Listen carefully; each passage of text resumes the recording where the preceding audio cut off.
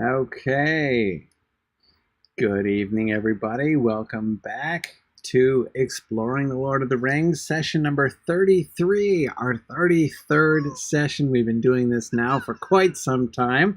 And we are, of course, still in Chapter 7. This will be class number 5 on Chapter 7, and I think we're making excellent progress.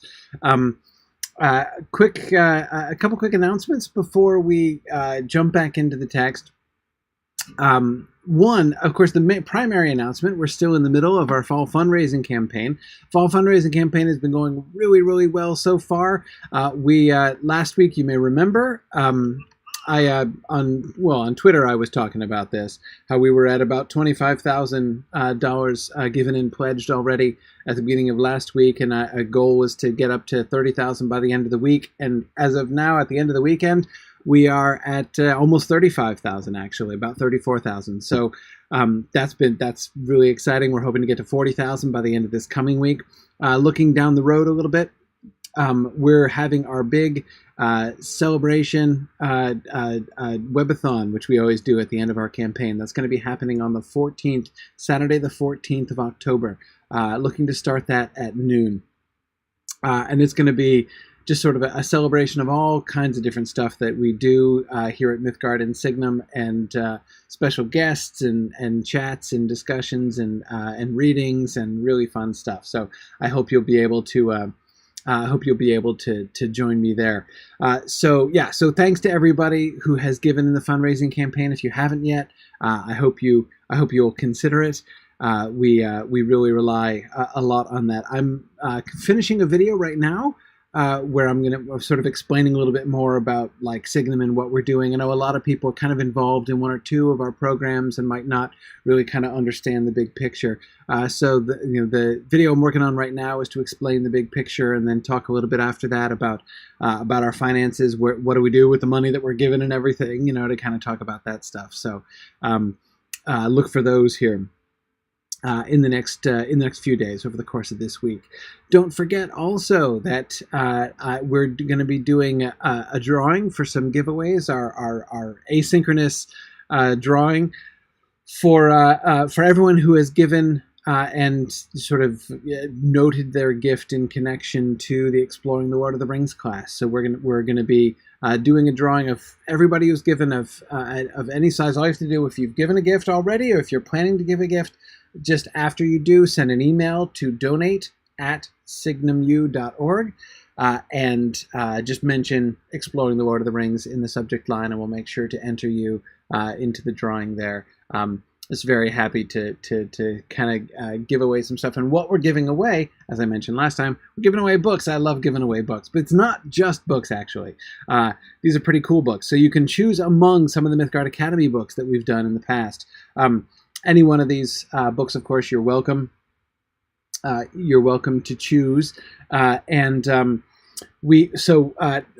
it's not just that we'll give you this book. The other thing I'm going to be doing in connection with the books is also I'm going to be making up a custom book plate for the winners.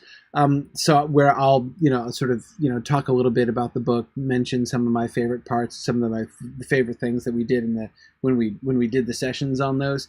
Some of my favorite things that came out of those discussions and stuff. So I have a few notes and things that I can kind of customize for you and everything, which I think would be a lot of fun. So that's what we're doing for our drawing giveaway, and just another way to sort of say thank you to you guys. Of course, for those of you who have given, we have lots of other ways that we like to say thank you to our donors.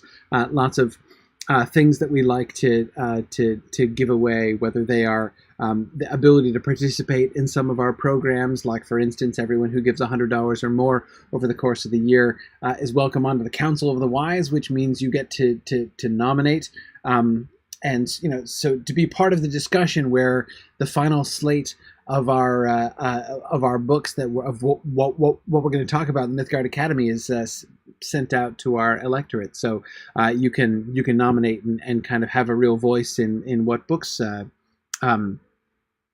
we do there. So anyway, that's a really fun kind of privilege. You get access to the lecture archives, the course archives of previous Signum University graduate courses. It's there's lots of really, really great stuff.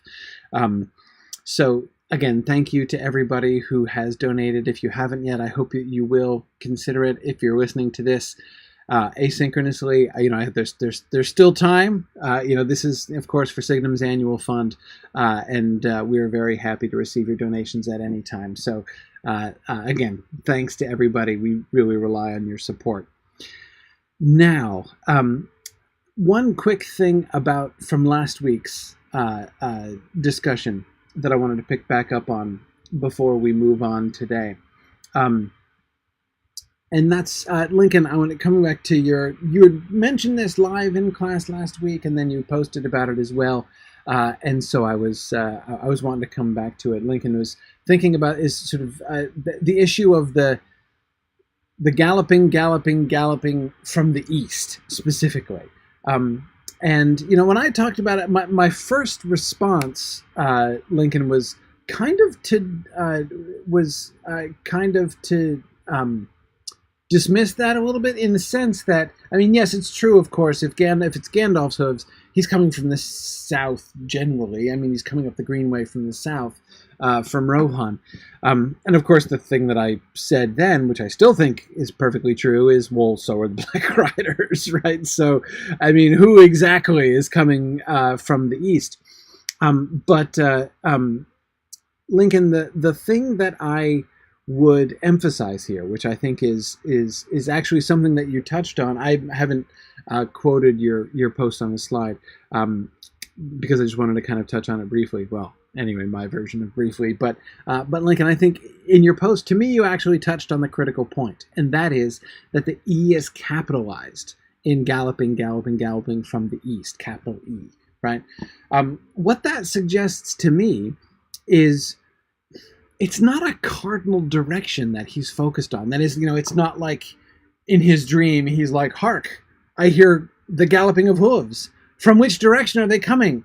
Is it north? No, it's not northeast. It is from the east, right? That is, he's not like leaning out the window trying to figure out what direction they're coming from. The concept of them galloping from the east, capital E, east, pretty much always means Mordor. Like if something comes from the east, capital E, that's the east is so we've got some definite things associated with the east, capital E, just as we have some definite things associated with the west, capital W, right? So whenever we're talking about the west, capital W, we are talking about across the sea, right? We're talking about Elvenhome, Valinor, right? When we're talking about the east, capital E, we're generally talking about Mordor. We're generally talking about Sauron, right? So my reading of that, therefore, is that notice that phrase, from the east, is the final phrase in the description of Frodo's dream as he's transitioning out of it and having his own reaction. Remember, it's right after that, from the east. Black Riders, says Frodo, right? My suspicion is that the from the east is the transition point into his, my whole argument was that this was interpretation by Frodo, and misinterpretation. That in the context of the dream, it seems that the galloping hooves are Gandalf on Shadowfax, coming after he's been rescued, and coming to Frodo's assistance.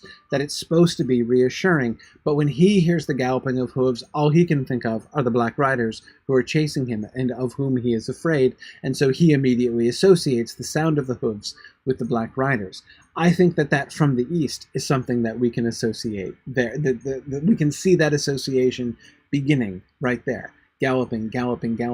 First of all, I wanted to pick back up on another comment that was made that I think we didn't do enough with, and that is the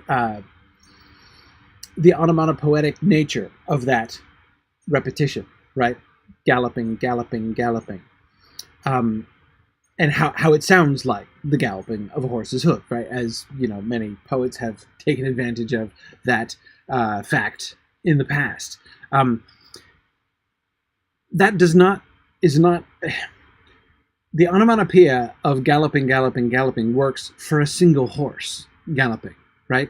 9 horses together don't sound like galloping, galloping, galloping, right? The sounds aren't separated enough like that. That 9 horses all galloping together are like a thunder of hooves, right? They don't sound like galloping, galloping, galloping. That's the sound of a single horse. So again, I don't think he's hearing Black Riders. I don't think the Black Riders are in his dream. I think that that's his reading, that's his interpretation, and that the from the east is his own thought, like his thought, the one that catapults him sort of out of the dream into thinking Black Riders, right? So anyway, yeah, that's my thought on that link. And as I said, I don't think it's all about the map and the cardinal points and the directions. I don't think it's about that at all. I think it's about, like, thinking back to the Tom Bombadil question, right? Like the "who are you" question, right? What are these hooves, right? Whose hooves is he hearing? Is this a good thing or a bad thing? And he decides, he feels, his reaction is that it's a bad thing. And I think he's wrong. I think he's incorrect. I think he's misinterpreting. I think his fear is misleading him.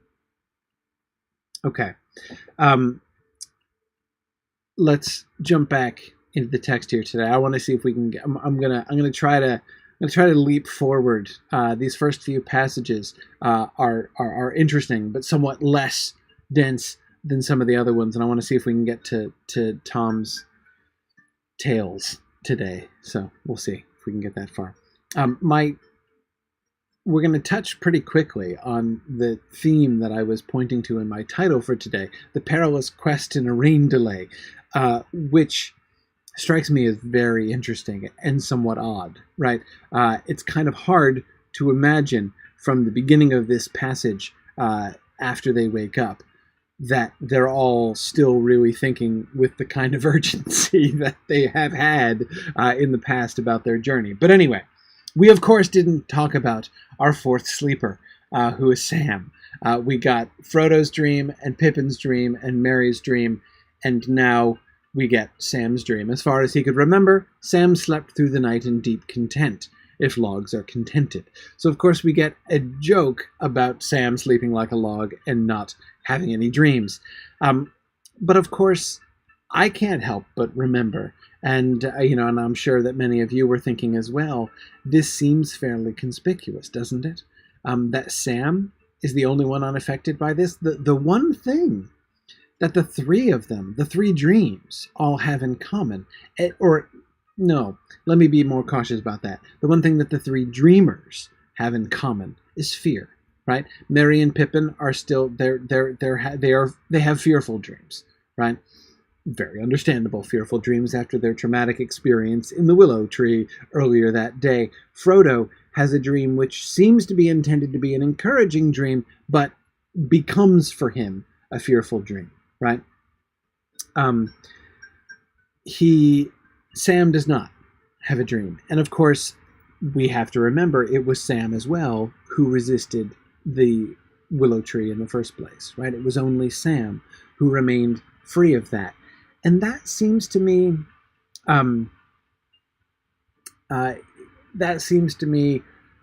non-coincidental, right? That the one who resisted the song of the willow is also the one who doesn't have dreams.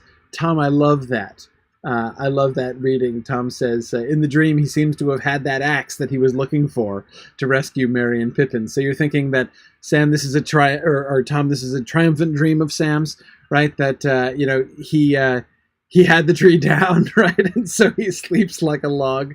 I mean, I agree that the whole log connection in the context, right, of their issues with trees earlier in the day and his plainly expressed desire to turn old Man Willow into a log, is kind of interesting and kind of funny, right?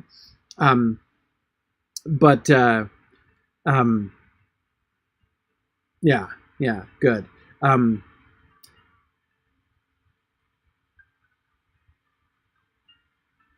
Yeah, so I part of this, I think, is certainly, part of this is a joke at Sam's expense, right? Which is good-natured, it seems to me. But it also seems to be in character. what does this show us? Does it show us his courage? I'm not necessarily sure it shows us his courage. But there does seem to be a kind of... One thing that we can notice about Sam already is there does seem to be a sort of, imperviousness, I want to say. Imperviousness to, I don't know, stuff, right? There's a kind of a solidity to Sam. He is resistant to the Willow's song. He is not fearful. He remains kind of grounded. And Lincoln, Sam is more practical and common sensey than the other three hobbits. That is definitely a correlation. He seems more hardy, Julia says, which I think is right. Tilion is suspecting that Sam's very restfulness seems to suggest to him that Old Man Willow's influence is at work in the evil dreams of the other, or at least two of them, right? So, Tilion, your reasoning being that since we know Sam to be resistant to that, the fact that he is sleeping soundly and the others are dreaming suggests that a thing that he is, sort of resistant to that they're not is behind it, right? And that seems possible. Blue Wizard, I agree with you here. And it will be an interesting thing to keep an eye on as we move forward here through the rest of this chapter. Blue Wizard says that he's surprised that we don't get a glimpse into Sam's reaction to Tom Bombadil and Goldberry, given how awestruck he is at other times. It's true. Now, Ardent Crayon on Twitter says maybe Sam doesn't have the imagination to be really afraid. And I wonder if because but it's hard though, right? We can't underestimate Sam's imagination. We know Sam to be poetic. We know Sam to be highly impressionable in some ways, right? Elves, sir, remember. And remember his whole dreamy encounter with the elves up at the Woody End. He was the one who was most profoundly affected by the interaction with the elves. And so I definitely think that Blue Wizard is right to say that it seems, well, at least it's interesting that we don't get his reaction, because it would make sense that Sam would be one of the most readily affected, one of the most easily affected. For instance, think about the contrast that we've had between Sam and Pippin in this regard, right? Pippin has been kind of the oblivious one, oblivious to lots of different things on their journey initially, and definitely not, and Sam being much more sensitive both to things like the elves and also being more sensitive to Frodo and what Frodo is going through and thinking about and stuff. So I agree. It is interesting that we get so little from Sam here.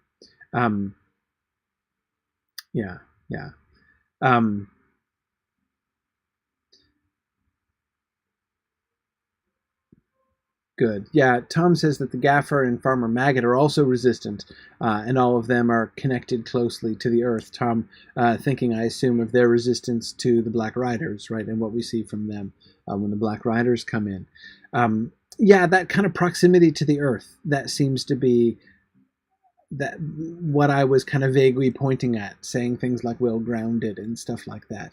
But again, Sam is the mixture, right? I mean, at the same time that we want to characterize him as commonsensical and grounded and there's earth under his feet and all that kind of thing, he also is one of the most poetic of all of them, right? Remember, this is the sailing guy, right? And I believe in the old tales, no matter what Ted Sandyman may say. That's Sam, right? So, I don't know. Yeah, Tony was saying, is it faith? Is it his faith? That is to say, because remember, Tony is right to recall, as Tony, this is what I assume you're recalling, the others of them all the other three had to be kind of reassured, right? They had to get this sort of uh, uh, memory of Goldberry or Tom's words to say, hey, don't forget, you're safe, right? It's okay, right? Nothing passes the doors save moonlight and starlight, right? Nothing can get in. You're fine. You're not going to drown. You're not in a willow tree. The Black Riders are not going to take you away, right? And Sam needs no reassurance. He's been told. He's the only one who like totally obeys, right? Rest until the morning, they say. Sam does it, right? The rest of them don't. Yeah.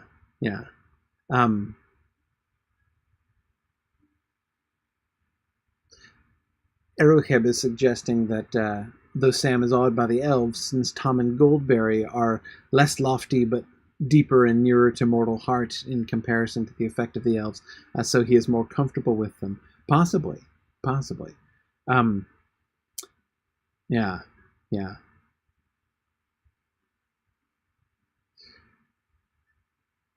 Yeah, good. Lots of comments. I'm not going to be able to get to all of them.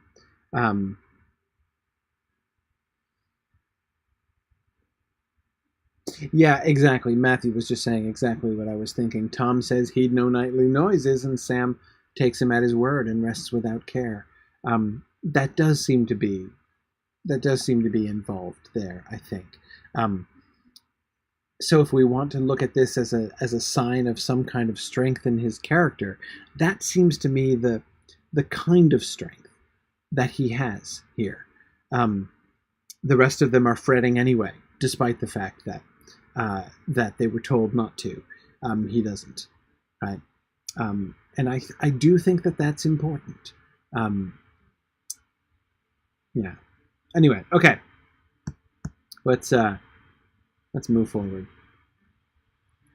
They woke up, all four at once, in the morning light. Tom was moving about the room, whistling like a starling. When he heard them stir, he clapped his hands and cried, "Hey, come merry doll, derry doll, my hearties!" He drew back the yellow curtains, and the hobbits saw that these had covered the windows at either end of the room, one looking east and the other looking west. They leapt up refreshed. Frodo ran to the eastern window and found himself looking into a kitchen garden, grey with dew. He had half expected to see turf right up to the walls, turf all pocked with hoof-prints. Actually, his view was screened by a tall line of beans on poles, but above and far beyond them, the grey top of the hill loomed up against the sunrise. It was a pale morning. In the east, behind long clouds like lines of soiled wool stained red at the edges, lay glimmering deeps of yellow. The sky spoke of rain to come, but the light was broadening quickly, and the red flowers on the beans began to glow against the wet green leaves.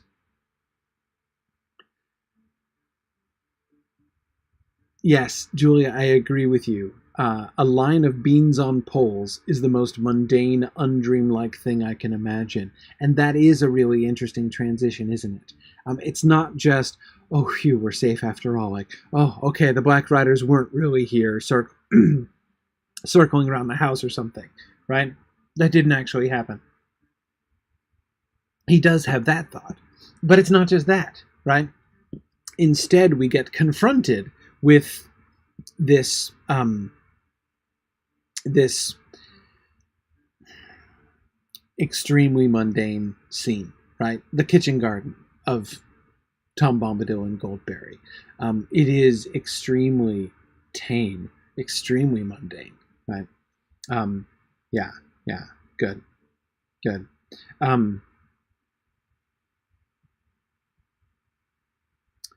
Yes. And Amathorn, I agree, Tolkien was masterful at painting with words. This is where it's in passages like this that I think that we can really see, or where we can really hear Tolkien, the landscape painter. Here, this is exactly the kind of scene that Tolkien really loved to paint. He didn't. Sometimes he painted like fun and sort of memorable scenes or moments from the books.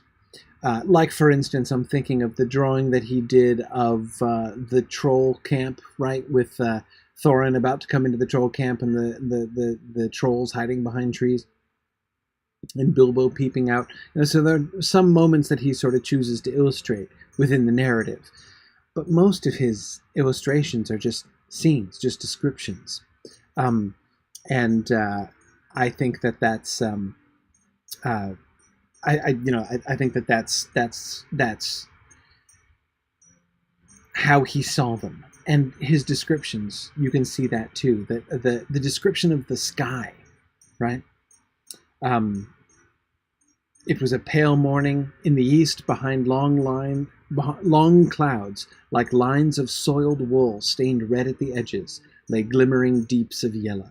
See how he has the colors so clearly? And he said, this is not just like, I want to say it's sunrise, and so I'm gonna like think of a description for this. Like, this is clearly a picture he has clear in his head, right? This is a scene that he's imagining, and he's describing it for us. Yeah. Now, several of you have pointed out the prevalence of the East in this passage. Well, of course, the other thing that is always associated with the East and always associated with the West, right, is sunrise and sunset. So, of course, there's a lot of focus on the East here because it's the rising of the sun. And there, I think we can't help but see a contrast, right? The East was clearly associated in Frodo's dream with fear, right? Whether it was a misinterpretation, as I think, or not, whether if he was hearing the hooves of the Black Riders and was correct in his fear, one way or the other, the East is associated with fear and with the source of fear, right? But notice what we get here. We get this contrast, and this is a contrast that I think is important. There's two different things that are associated with it. The East is simultaneously associated with the shadow, but also with the dawn, right? That's the sort of the beautiful paradox of the East throughout the story, right? And it's one of the things that I think in the end we're going to see Sam perceiving, right? In the great star passage in The Return of the King while he's in Mordor, right? At the end, there are two Easts, right? There is the East where the shadow dwells, right? In the land of Mordor where the shadow lies. And then there's the East, the gates of the morning, right? Which is the true East of the world. And that's, where the light comes from whence day comes, and from which shadows flee.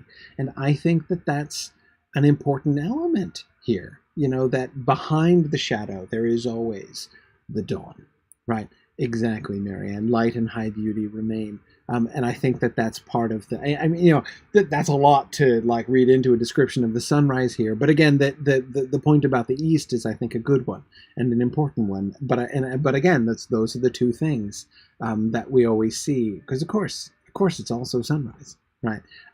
As well as thinking about the shadow in the East. Yeah, exactly. Good. I could tell several of you were thinking of the star passage there as well. Okay. And of course you can see how those of you who know the Silmarillion will know the passage that I'm playing with there in my, my subtitle for this slide was "Day Comes Again," right? And of course, if you're thinking about Húrin and the Fens of Serech, you're tracking with me there. But this is a little more cheerful than that one, right? Okay. Pippin looked out of the western window, down into a pool of mist. The forest was hidden under a fog. It was like looking down onto a sloping cloud roof from above. There was a fold or channel where the mist was broken into many plumes and billows, the valley of the Withywindle. The stream ran down the hill on the left and vanished into the white shadows.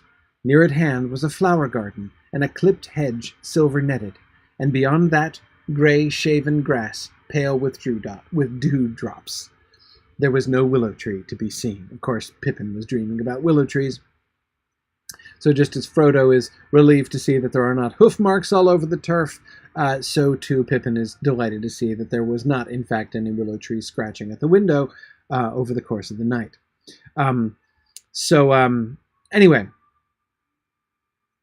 remember the mist in the Withy window. We have seen, right? The hobbits have seen, and we have seen a scene very similar to this, right?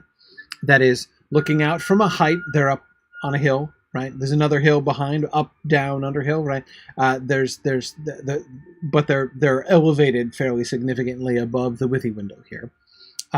So as he looks out the western window, he's looking down into the valley of the Withy window, and we have seen this before, right?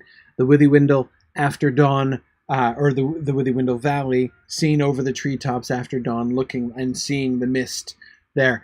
And remember, the last time they saw this was from the Bald Hill, and the Bald Hill, as we were looking at it, seemed to be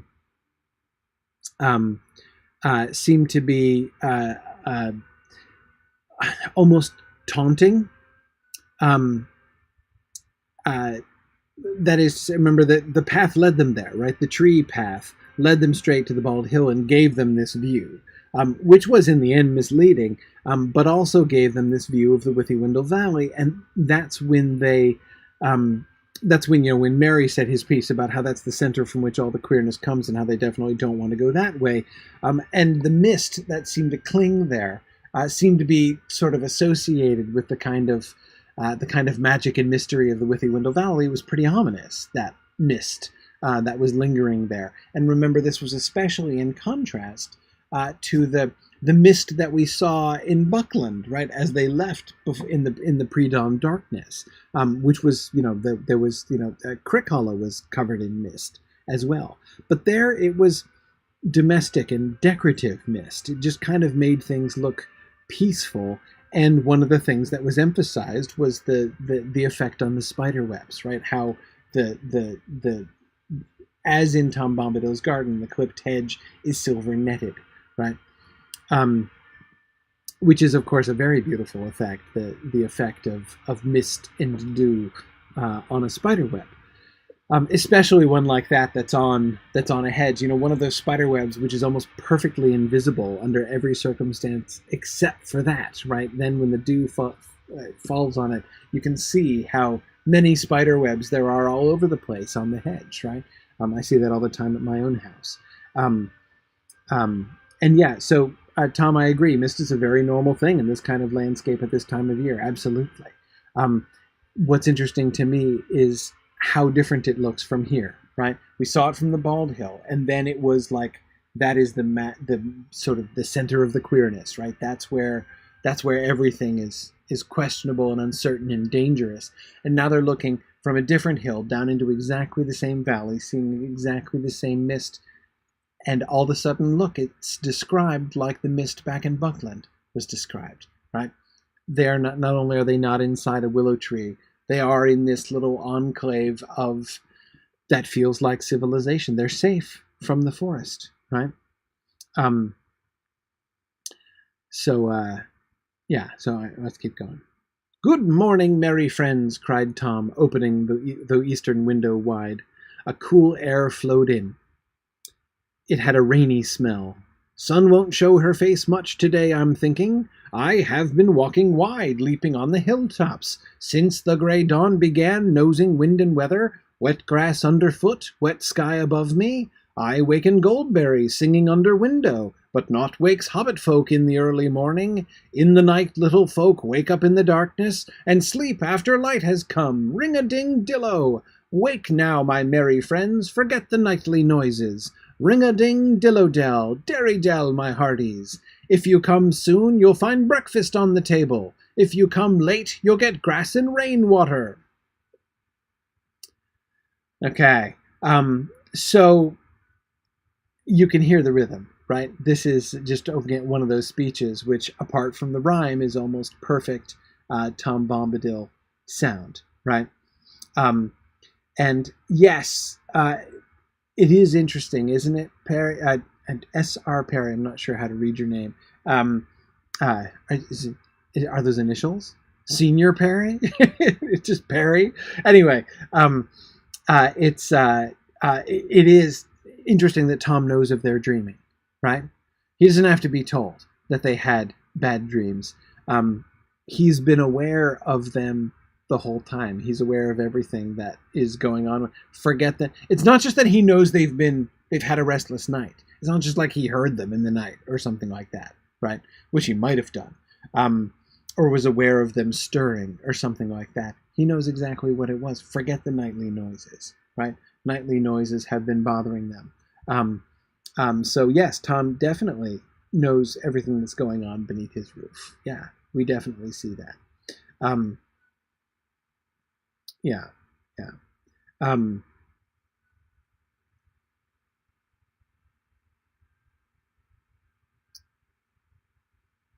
Good.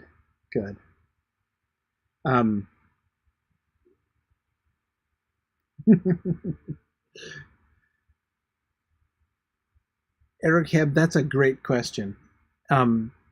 Where has Tom been? Look at what he says about himself, right?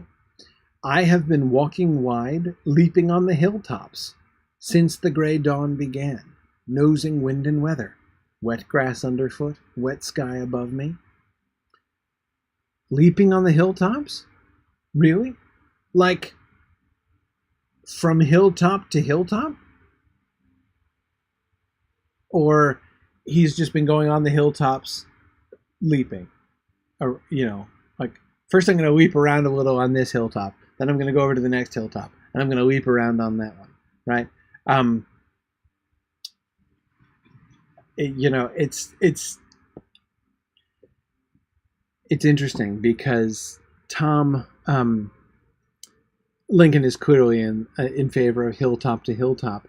That certainly is what I imagine, right? It's not necessarily plausible, right? Either would suit Tom. I agree, Gilgunther. But there is this sense of you can't rule out either one, right? We see him leaping and bounding all over the place, right? So that he's traveling around on the hilltops, leaping and bounding. I mean, of course he is, right? How else would he go about, right? But that image of him, leaping from hilltop to hilltop, like you never know what he's going to be able to do, right? Yeah. Can the word plausible be applied to Tom? Tom Hillman asks. Yeah, that's a great question. Yeah, and Julia, you're absolutely right. We will certainly see plenty of evidence of Tom being able to apparently cross long distances very, very quickly, right? So, I mean, who's to say? And I agree, Marielle. It is exuberant, like just the exuberance of it. Whether or not he was leaping from hilltop to hilltop, that concept, right, is very Tom Bombadil. I don't know if he was actually doing that, but that image really conveys Tom Bombadil's whole attitude.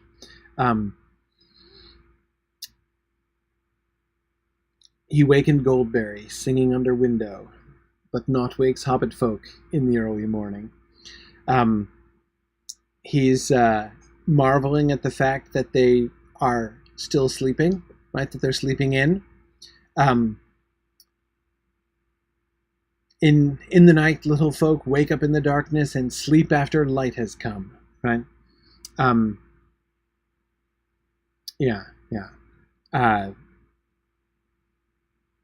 Clearly, he's not bothered by this, right? Clearly, he's not upset, but his reaction, ring-a-ding-dillo, right? What exactly does that mean?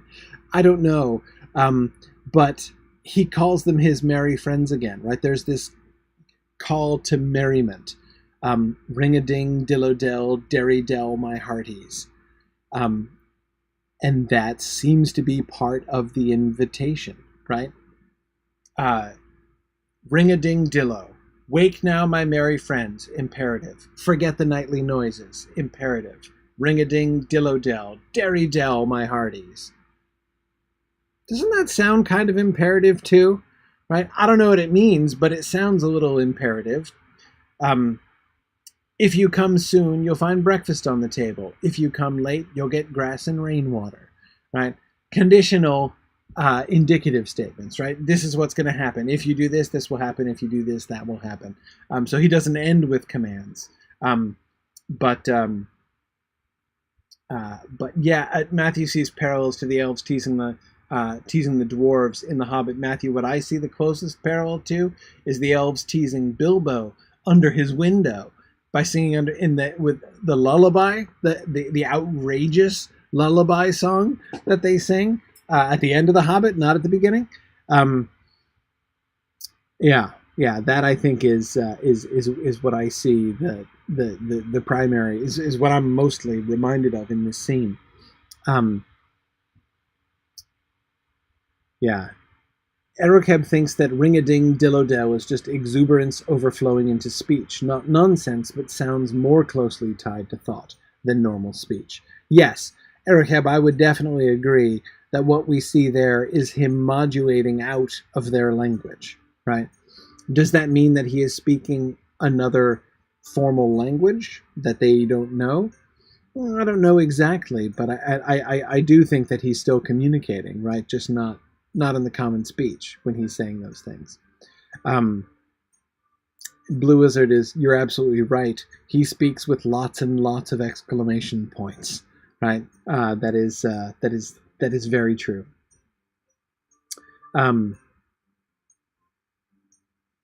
Yeah, good.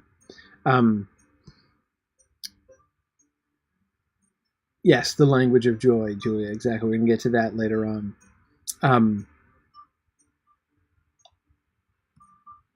Let's keep going here.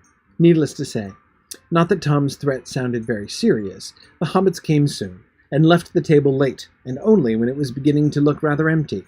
Neither Tom nor Goldberry were there.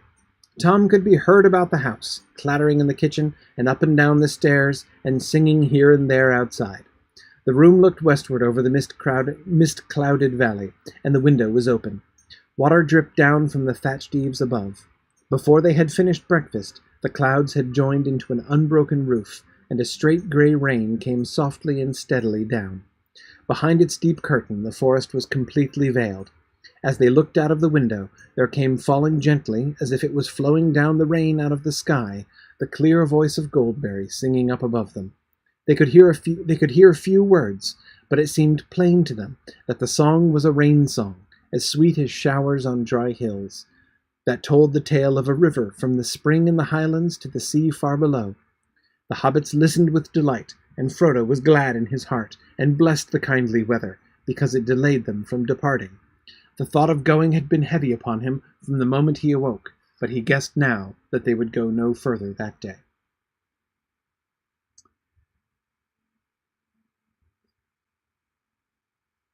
Yeah, Perry, I hear the same thing there, right? On the one hand, yeah, this is typical British weather, right, that's being described. But that's one of the things that makes this so striking to me, right? The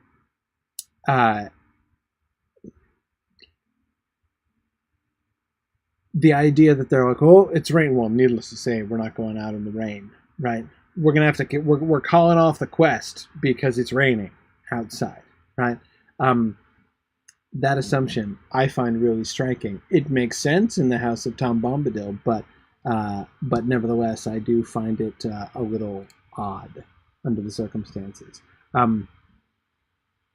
Valori, yes, you are absolutely right. The singing the history of the rain, right, or the rain singing the history of the river, is very Kalevala. It sounds a lot like the Finnish Kalevala, exactly the kind of thing that we would get in the Kalevala. Yes. Ardent Crayon asks, did Legolas describe the stream as near Lorien as singing as well? Yeah, the Nimrodel. Yes. Now there he's speaking. Do you hear the voice of Nimrodel? He's speaking explicitly about the waterfall, right? Which is quite nearby, and which they can hear from a distance, and which has a very musical note. But yeah, so it's not exactly singing like this, right? We don't get it. It is. Nimrodel is personified, but it is personified like in memoriam, right? I mean, it recalls Nimrodel, and it's associated in the mind of the elves with the story of Nimrodel, the story in the Song of Nimrodel. Here, this is the story of the river itself, not of an elf maiden who lived near the river, right? Of the river itself, and that is what Goldberry is singing of. And absolutely, Tony, she's singing a song about her mom, right? So, yeah, Lady Shmebiwak, I do think the implication is that Goldberry is bringing the rain. Absolutely. Tom, I think, is going to make that explicit fairly soon when he responds to this.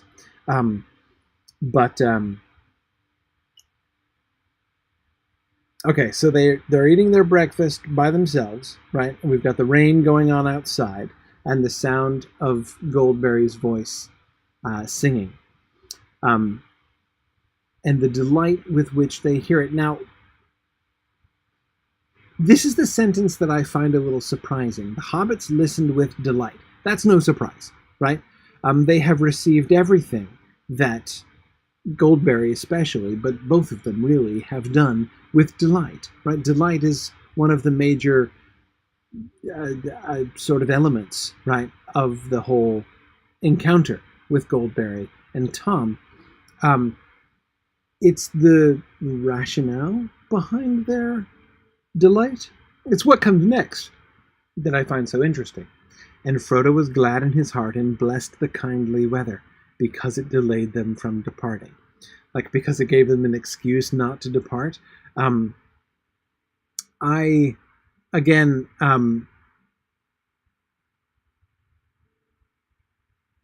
Yeah, Perry says, it seems Frodo has forgotten Gandalf at this point. Certainly forgotten any urgency with which Gandalf might attempt to inspire him, right? And Blue Wizard, I totally agree. Who doesn't love a cozy rainy day, like a nice rainy day when you don't have to go out, right? Totally agree. But of course, that's never happened to me while I was in the middle of a quest to save the world from doom while being pursued by the agents of evil, right? Who are closing in on me at any moment. It's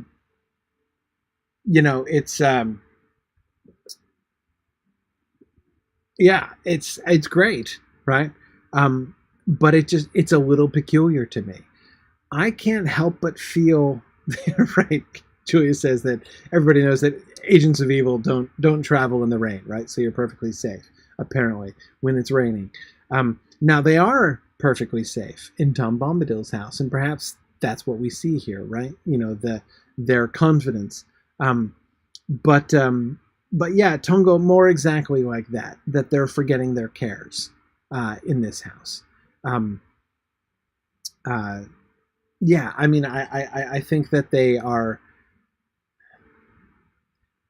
There seems to me to be a kind of enchantment going on here, right?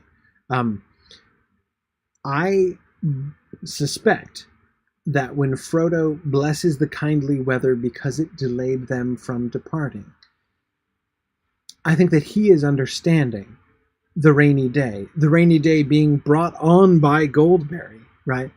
I think that he's understanding the rainy day as essentially an invitation, right? An invitation to protract their stay by another day. This is not a day on which they're going to be met, first thing in the morning with Tom saying, okay, time for an early start, right? He seems to get the hint, like they want us to stay today. They don't want us to go. And that Frodo, he that's kindly, right? He takes that kindly. He hears them as being kindly in saying that. And you're right, Julia. The fact that Tom didn't wake them up early, right? They were woken before the break of day, the day before, right, by Mary. Tom lets them sleep in at first, but again, there's this kind of license that they've been given, right? This kind of permission that they're given to not only experience delight in their encounter here, but to relax, right?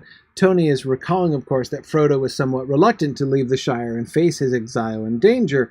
This might be some of that residual reluctance. In a sense, I mean, that certainly Tony in recent days seems to have been overcome by his fear of the Black Riders, right? This urgent sense that his knowledge that agents of Sauron are pursuing him and already both before him and behind him.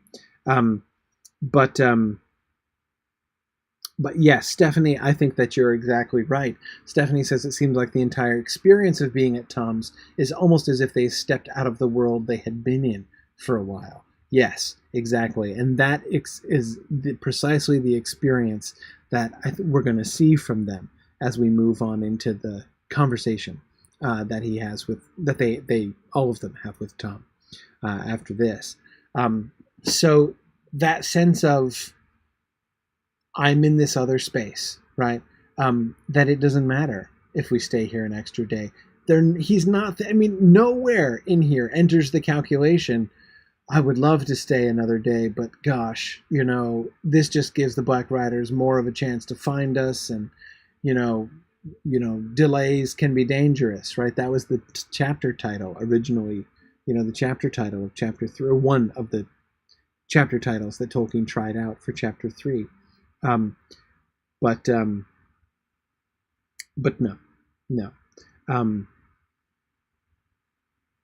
Yeah. So, okay. Let's keep. Oh, my joke in the subtitle here, I called this slide "Good thing this isn't a witch house," right? Because again, I was reminded of the kind of irony there, right? Especially the phrasing of that last sentence really made me think that. Recall, of course, how we were talking about the irony of this, right? That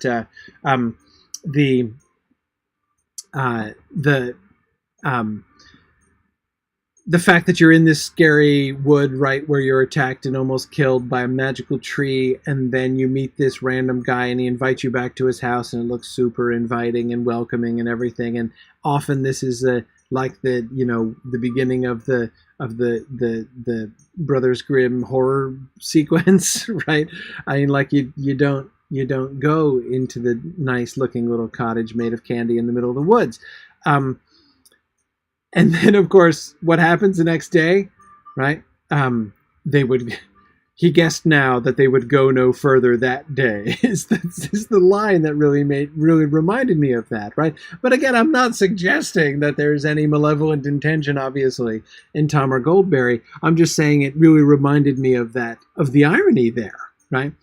That no, there's no intention on their part. But what do we see happening? Like, no sooner do they get to the cottage than all of a sudden now their defenses are down, right? And they're set at their ease, and now they've been sidetracked from their journey, and they thought they were just going to stay overnight, but now they're going to be staying longer and everything, right? Again, I'm not saying there's any real danger there, but what I am saying is that the closeness, the parallel of between Tom Bombadil's house and that sort of that fairy tale stereotype witch house in the middle of the forest is continuing, right?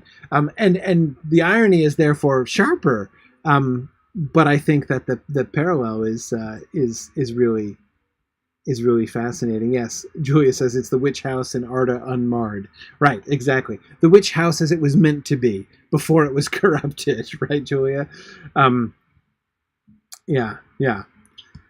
Okay. The upper wind settled in the west, and deeper and wetter clouds rolled up to spill their laden rain on the bare heads of the downs. Nothing could be seen all round the house but falling water. Frodo stood near the open door and watched the white chalky path turn into a little river of milk and go bubbling away down into the valley.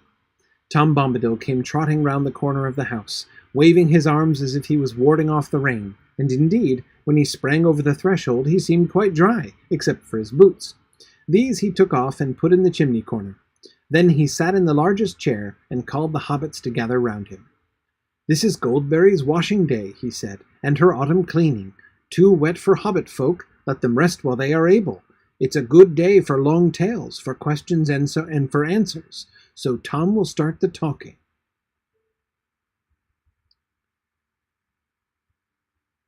Sorry, thing in the metrics here.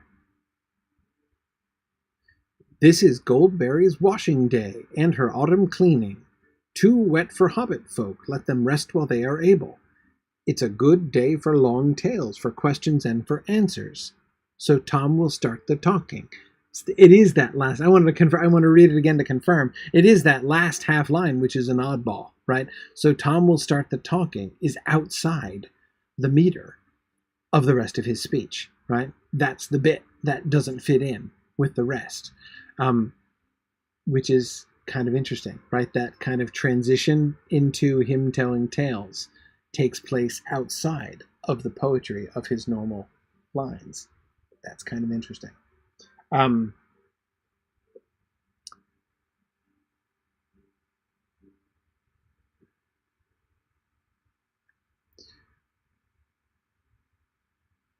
Yeah, Matt, I agree. There is something to the naming of the day, Goldberry's washing day. Matt says it seems to feel singular in the same way that Tom will no longer be going to the Valley of the Withy Window until the spring.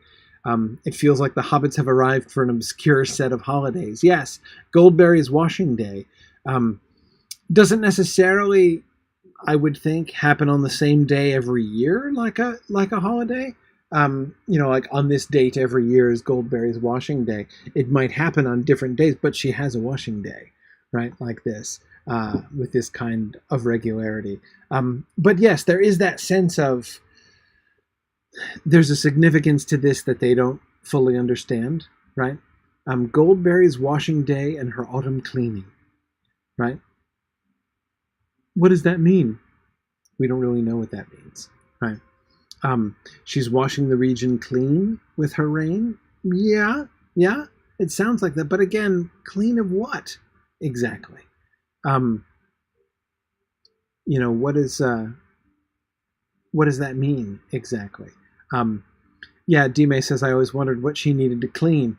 Because it is, D-May, does seem to be a play on normal domestic housewifely duties, right?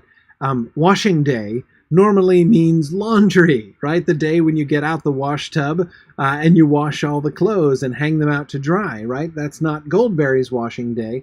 And there is also, of course, a spring cleaning day, which everybody from Mole in Wind in the Willows on forward remembers, right? So that kind of thing is normal. Goldberry has an autumn cleaning, though.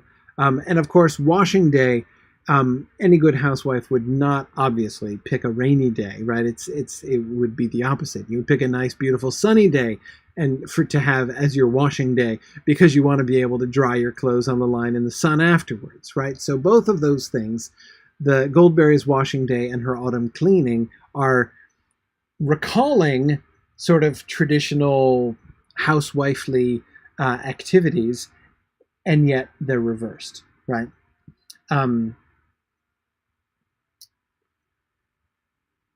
Yeah. Now,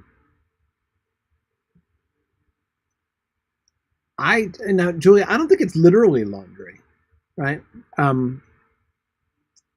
It does seem to be more spiritual, as you say, more figurative. I don't think I understand it. I'm not sure we have enough information to understand it, right? He says it's her washing day and her autumn cleaning. I don't know what that means. I don't think we can know what that means exactly. What we can see is that her washing day and her autumn cleaning are meteorological events which affect the whole region, right? It's a very rainy day in the Old Forest because it's Goldberry's washing day.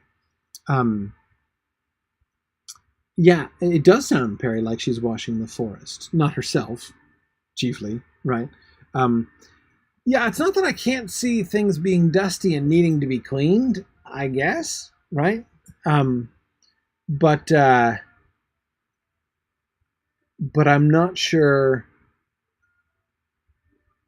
I mean, maybe that's what it is. She needs to wash off the forest in some sense. Arthur, I agree. Arthur asks, is she bathing herself? I don't know. And why would she do it in rain and not the river if she is?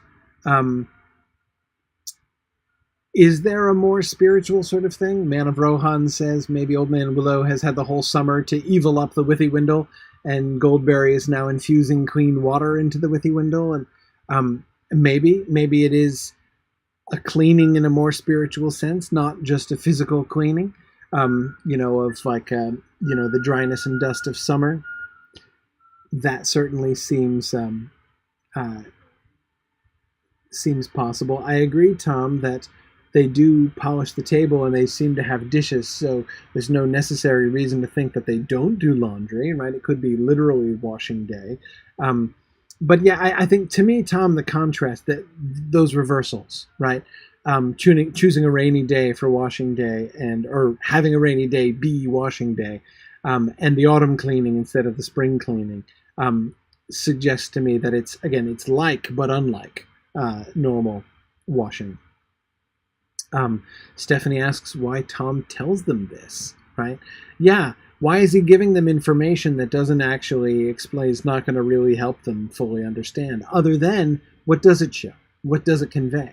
It does convey that Goldberry is, that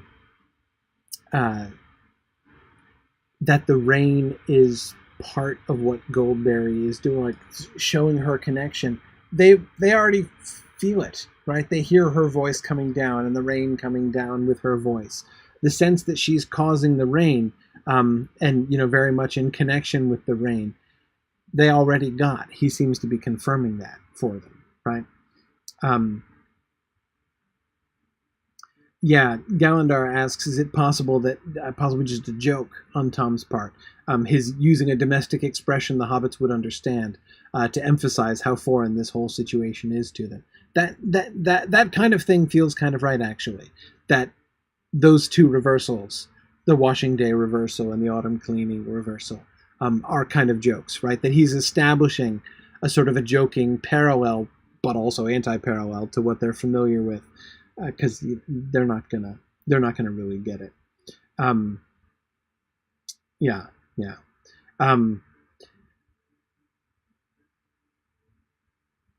So it's a good day for long tales, for questions and for answers, so Tom will start the talking, he says, outside of his rhythm. Oh, yeah, a couple of you have been pointing out, and of course, we should not skip over the fact, Tom Bombadil's dryness, right? His resistance to the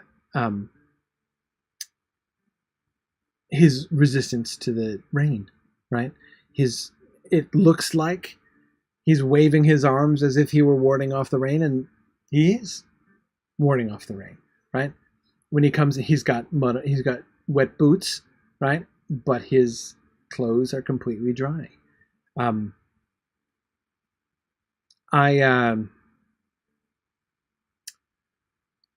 don't think, this is like Goldberry's washing day, but Tom refuses to be washed, right? I think that this is why I sort of made the joke of mastery of raindrops, to kind of point to both Goldberry's relationship with the rain and Tom's relationship with the rain, right? Tom doesn't fancy being wet. I don't think he hates being wet in general all the time, but he doesn't fancy being wet. He's on his way inside to go tell tales to the hobbits, right? And he doesn't want to be dripping wet while he's sitting and telling tales to the hobbits. So what does he do? He waves off the rain and keeps the rain from falling on him. Why? Because Tom Bombadil is master, right? He does, and this is where, in conversations we've had in the couple weeks past about what that means, what it means for Tom Bombadil to be master. This is why I can't ultimately take the idea of authority. There were several suggestions, which I think are very interesting, about thinking about Tom's mastery as more like, mastering a musical instrument or something like that, rather than, achieving mastery in a skill or a craft, rather than mastery in the sense of authority over. But this looks like authority, doesn't it? He tells the raindrops not to fall on him, and they don't. Or he indicates to them that he doesn't want them to fall on him, and they don't. Right? He does seem to have a kind of authority. Meckenbaugh asks, does this mean Tom can walk on water? I see no reason to think Tom Bombadil couldn't walk on water if he wanted to. Yeah. Pembernet says, if the whole Bombadil house experience were to be expressed solely through punctuation, it would be a series of question marks and exclamation points. Yes, mostly exclamation points, but several question marks as well. No, I couldn't imagine Tom not being able to walk on the water if he wanted to. Just like, as I said, I'm totally down with the idea of Tom leaping from one hilltop to another. If he chose to. That may not be what he may not have literally meant that, but I could totally see that. That would be totally fine. And you're right, Lady Schmabiok, of course, he would not walk on water. He would skip and bound on water, absolutely. Yeah.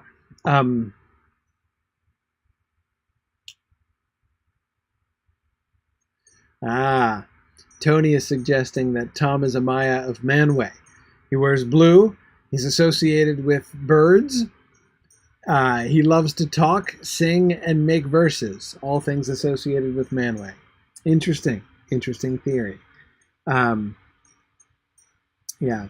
And old Toby, you are completely right. I agree with you, that Tom Bombadil would be a big fan of emojis if he had emojis available to him. Yeah, absolutely. Yeah. Okay. Let's start the tales. I don't think we'll finish them today, but let's start the tales. So first, what do you notice here about the beginning? He then told them many remarkable stories, sometimes half as if speaking to himself, sometimes looking at them suddenly with a bright blue eye under his deep brows. Often his voice would turn to song, and he would get out of his chair and dance about. He told them tales of bees and flowers, the ways of trees, and the strange creatures of the forest, about the evil things and the good things, things friendly and things unfriendly, cruel things and kind things, and secrets hidden under brambles. As they listened, they began to understand the lives of the forest, apart from themselves, indeed, to feel themselves as the strangers, where all other things were at home. Moving constantly in and out of his talk was old Man Willow, and Frodo learned now enough to content him, indeed more than enough, for it was not comfortable lore. Tom's words laid bare the hearts of trees and their thoughts, which were often dark and strange, and filled with a hatred of things that go free upon the earth, gnawing, biting, breaking, hacking, burning, destroyers and usurpers.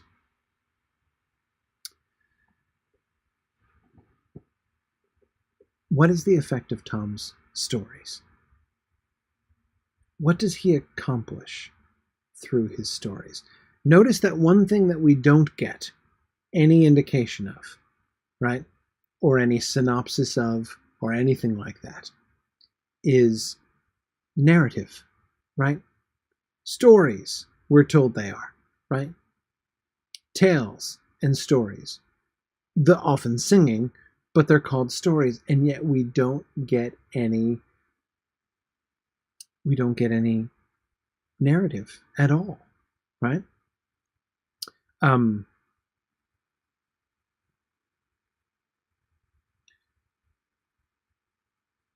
Tales of bees and flowers, the ways of trees, and the strange creatures of the forest. And the effect is they begin to understand the lives of the forest apart from themselves. You see the significance of that apart from themselves there? They begin to understand the lives of the forest apart from themselves. Somebody who knows the forest really well, like say, somebody who often visits a particular forest and is very familiar with it, right, and knows it really well and can guide people around in it and stuff. That's knowing the forest not apart from yourself, right? When you know how to get... Think about Sam's Sam's familiarity with the geography within 20 miles of Hobbiton, right? His familiarity with that is still familiarity on his own terms, right? I know where to walk. I can find my way so that I can get to where I'm going as I need to, right? There's a difference between being familiar with something on your terms, right, and how you most conveniently interact with it, right? Between that and knowing it for itself, coming to understand its own life and its point of view, right? They're understanding the forest from the forest's perspective. That is the effect. Yes, exactly, old Toby. That is the effect of Tom's tales. Right? Again, we don't get narrative. We don't get things that actually sound to us like stories. What we get is the life of the forest. Remember, that's what Goldberry said. He is the master, right? All these things don't belong to him. They belong each to themselves. Tom Bombadil is master, right? And that mastery, remember Tolkien in his letter, and he was when he was discussing that passage, said that it was about understanding, right? Tom understands all these things. What he is showing them is he's giving them a glimpse of his own understanding. And yeah, so Amy, you're right. The consequence is that they're learning that they are indeed strangers in the forest, right? They're beginning to see their encounter with the forest not from their point of view, right, but from the forest's point of view. If they were inclined to think ill of the forest because of how it treated them on the day before, which would be totally understandable, they're given a new perspective on this. How did yesterday look from the forest's point of view, right? From the tree's point of view.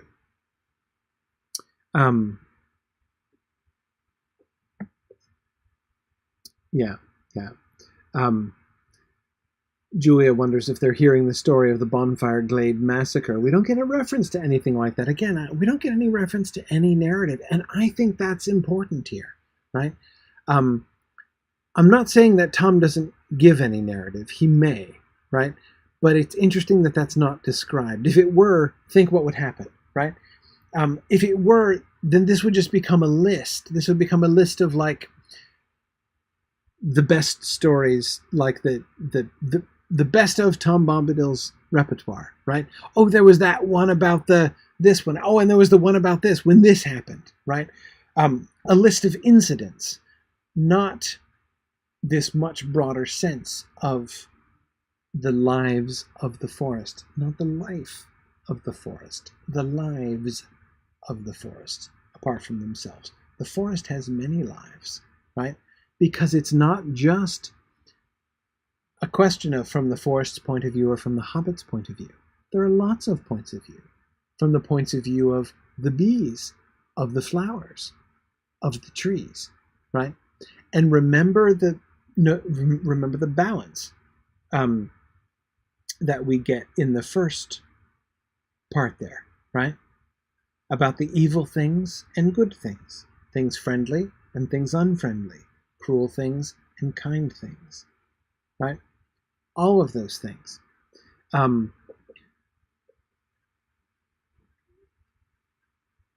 All of these things are these are some of the lives of the forest. Yeah, Stephanie is thinking the hobbits were more or less sheltered in their own world before this and not much concerned with the outside world. Stephanie, I would add, remember the conversation with Gildor and Gildor's response to Frodo's talking about our own shire, right? But it is not your shire, says Gildor. And there are lots of ways to think about that. And of course, we talked about that quite a bit at the time with the, you can shut yourselves in, but you can't shut the wide world out. But of course, Tom is showing them that this is even true in another way, right? It's not their own shire. The life of hobbits who live in the Shire is only one of the lives of the Shire, right? There's also a totally different perspective on the Shire that you can have, right? There's also the fox perspective on the Shire, right? Which we got a very small glimpse of. there's the tree perspective on the Shire. And think about Sam and his relationship with the trees, right? Even Sam's love for the trees is still mostly Hobbit-centric, right? His care, the extent to which he cares about trees being cut down in the Shire, is still mostly a Hobbit-centric perspective, right? The party tree is a great tree, but it's for the sentimental, like the associations with the hobbits in Hobbit history that Sam cares about it most, right? He's not thinking like a tree when he's thinking about those things, right? Tora Marthin, indeed, the mushrooms perspective, right, on the Shire story. There you go. That would certainly be another one. Yeah. So this treatment of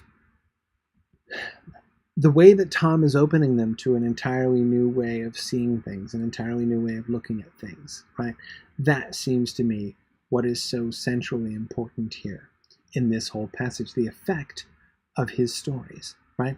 And what the narrator goes on to emphasize there in that second paragraph is the one particular perspective, this dominant perspective, right? Within the forest, namely the tree perspective, with Old Man Willow as a kind of spokesperson, in a sense, for that perspective, right?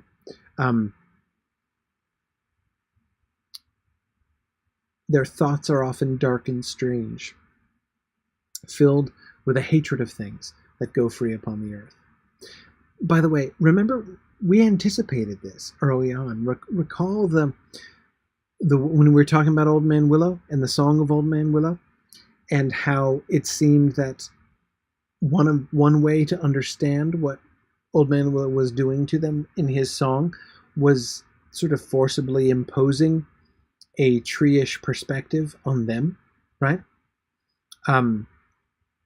So the whole bathe my feet in the water thing, right?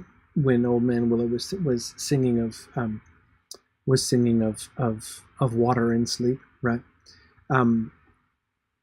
They were being kind of forcibly immersed, but that doesn't seem to me to be, it's not the same as this, right? When Old Man Willow was doing that, he is locked in his own perspective, right? Old Man Willow does not see things from the Hobbit point of view, right? Any more than they tend to see things from the tree point of view. What we have there with the Hobbits and Old Man Willow is a failure to communicate neither one of them, right? Looking at things from a different perspective. It's Tom who can appreciate the perspective of all of these different things, right? And that is what he's doing. So his response to tell me about the Willow Man, right? He does tell stories of the Willow Man, but the result, although it's not comfortable lore, right?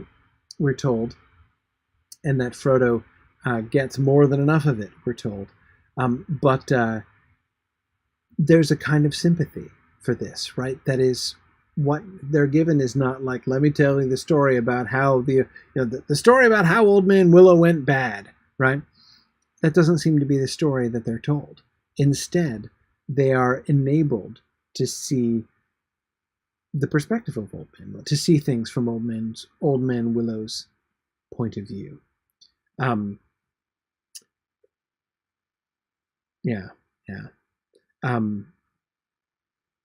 That doesn't mean that Tom necessarily approves of Old Man Willow, but I think this passage helps us to understand why Tom isn't more of an activist, right? Why Tom Bombadil doesn't go about righting wrongs within his own realm, right? Why does he let Old Man Willow carry on doing what he's doing? He knows Old Man Willow is bad. He's doing hurtful things to people. The Barrow Wights, not fun, right? Not friendly. They're not okay. But Tom Bombadil doesn't eradicate them. Tom Bombadil doesn't root up Old Man Willow or change him into something else, right? Or convert him or anything like that, right? He lets him be. Why? because he can see his point of view, because Tom can understand all of these things going on. This is the root, it seems, of Tom's mastery, that he understands. Irindus asks, did Tom build his house in the forest, or was the forest grown around his house? That's a great question. Well, let's look at what he has to say about his past. It'll be time for the field trip soon, but maybe we can do one more. Yeah, let's finish the life of the forest here. It was not called the Old Forest without reason, for it was indeed ancient, a survivor of vast forgotten woods, and in it there lived yet, aging no quicker than the hills, the fathers of trees, remembering times when they were lords. The countless years had filled them with pride and rooted wisdom, and with malice. But none were more dangerous than the great willow. His heart was rotten, but his strength was green, and he was cunning, and a master of winds, and his song and thought ran through the woods on both sides of the river. His grey, thirsty spirit drew power out of the earth, and spread like fine root threads in the ground, and invisible twig fingers in the air, till it had under its dominion nearly all the trees of the forest, from the hedge to the downs. So, is Old Man Willow evil? Right? Well, that doesn't sound good. Right? He's dangerous. Now, that's not conclusive to say that he's evil, right? Remember, Gimli and Legolas, or Gimli and Aragorn are going to have that conversation later on, right? Things can be fair and perilous, right? The fact that they're dangerous doesn't prove that they're bad. But having under its dominion nearly all the trees of the forest, that sounds bad, doesn't it?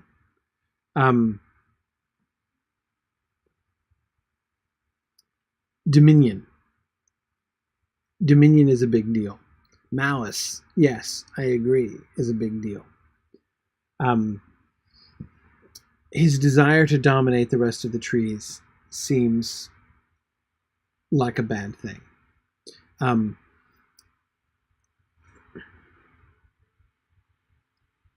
Let's pause for a second. And yeah, I agree, Marianne. Domination is a red flag anytime you see it, right? Pause the Old Man Willow discussion for a second to go back to the Old Forest. It was not called the Old Forest without reason, for it was indeed ancient, a survivor of vast forgotten woods, and in it there lived yet, aging no quicker than the hills, the fathers of trees, remembering times when they were lords. So we have the ancient tree of the Old Forest, right? It is ancient. It is a survivor. So, not just, it's ancient, so therefore, by definition, it has survived, right? If it lives and is ancient. But of course, the point that it's making is how much was lost, right? A survivor of vast, forgotten woods. The woods used to be much, much wider than they are now. All that's left is the Old Forest, at least all we've met so far. And then there are those trees, aging no quicker than the hills, the fathers of trees, remembering the times when they were lords. These trees, and plural here still, this is not just Old Man Willow that we're talking about, right? He's the greatest of them, the most dangerous of them. But there are many of them who have been filled with pride and wisdom and malice, right? Nothing was evil in the beginning. Even Sauron wasn't so. Who was just quoting that?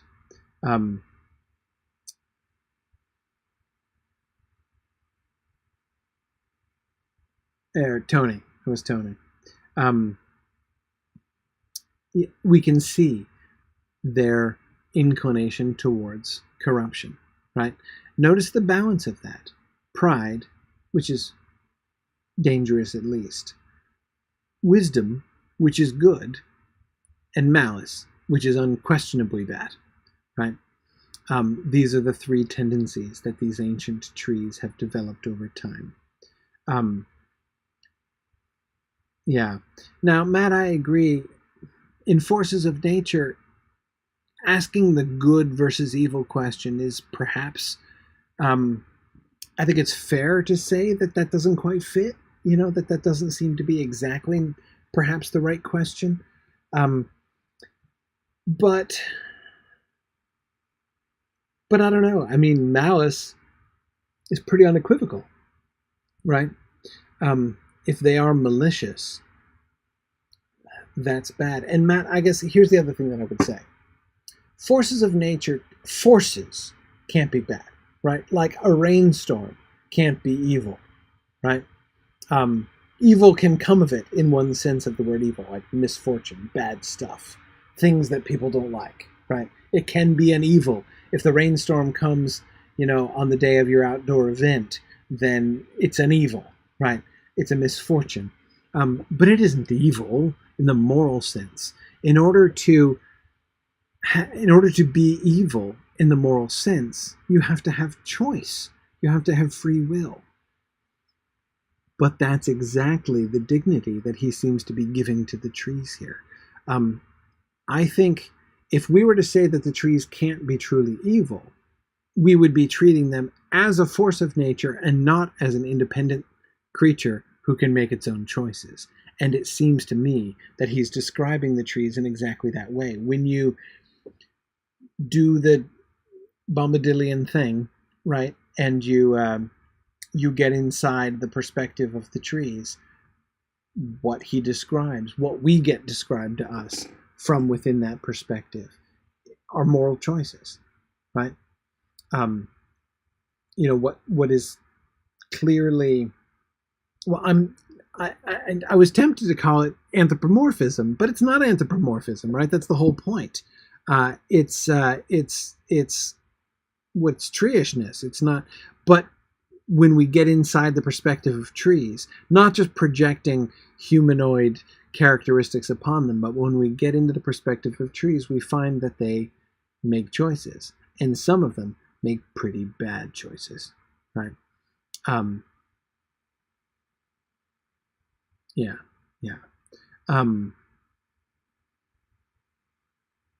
Good. Tom points out that the word malice is previously used only of Sauron and later of Gollum as well. Yes.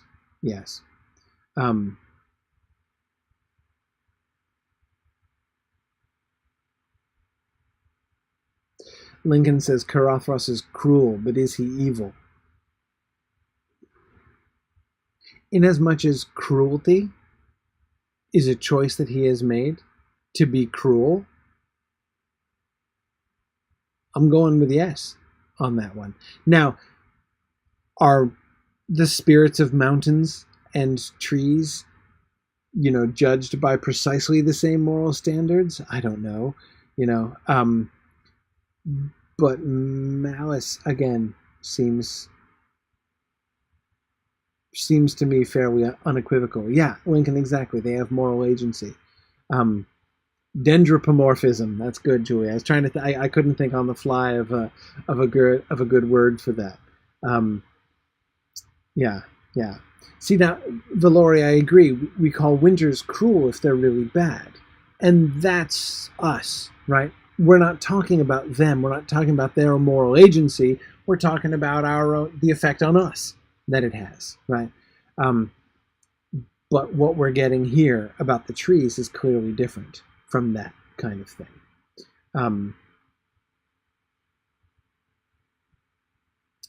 Yeah. Now, well, I'm not going to get too deeply drawn into a discussion on Carothros. We'll get there. We'll get there eventually. Within a year, easily, we'll get to Carothros, and then we'll see what we see. But in the meantime, let's stick with Old Man Willow here. Yeah. Tarlaniel, I think that's really good. Tarlaniel says you can certainly be justifiably angry about perceived wrongs, but taking revenge, especially against basically innocent people, is another thing altogether. Absolutely. And I think there seems to be moral responsibility there. Tom Bombadil clearly is literally sympathetic with the trees, right? That with even with the pride and malice of the trees, he can understand. He does understand their perspective. He does understand their point of view. Why are they angry? Why do they feel malicious? Why do they hate the creatures that move around, right? And this seems to be the description. Who does this? Gnawing, biting, breaking, hacking, burning, destroyers and usurpers. Hobbits do that, right? That's hobbits he's talking about, right?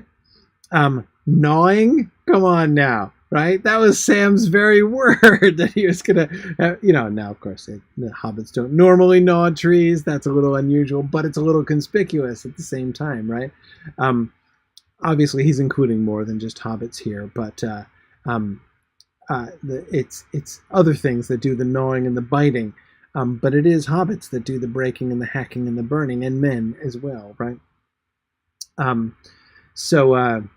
Yeah, Valori, hobbits gnaw on trees to keep their teeth from growing. That's exactly what happens. Yeah, Tony, I agree. I am sure that the ancient trees are very anti-beaver. Yeah, absolutely. I'm sure beavers are way down on their on their list of friendly creatures, right? But anyway, what I'm working back around to is who was it?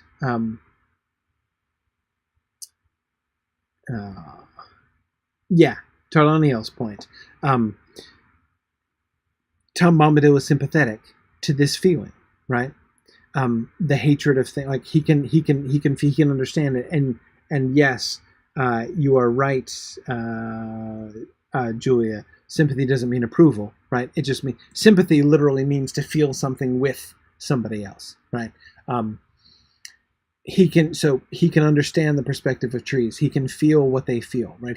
And so he understands that hatred, but that doesn't make them trying to entrap and murder hobbits justifiable, right? It doesn't make it okay.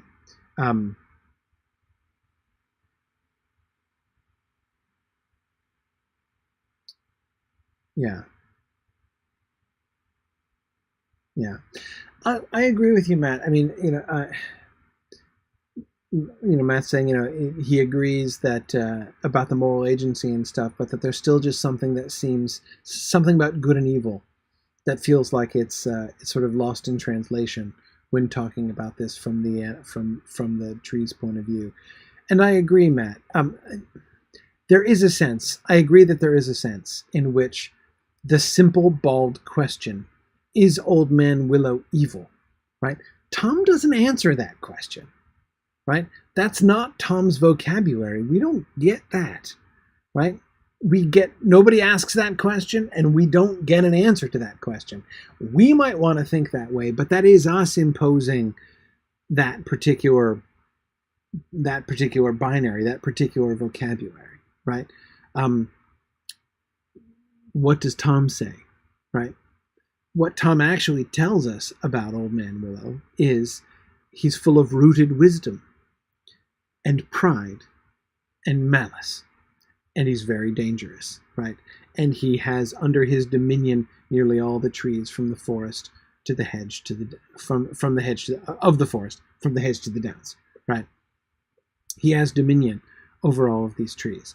That's probably bad, right? There are lots of things that are bad about him, but again, are we called upon to ask that question? So, okay, good or evil, Old Man Willow, right?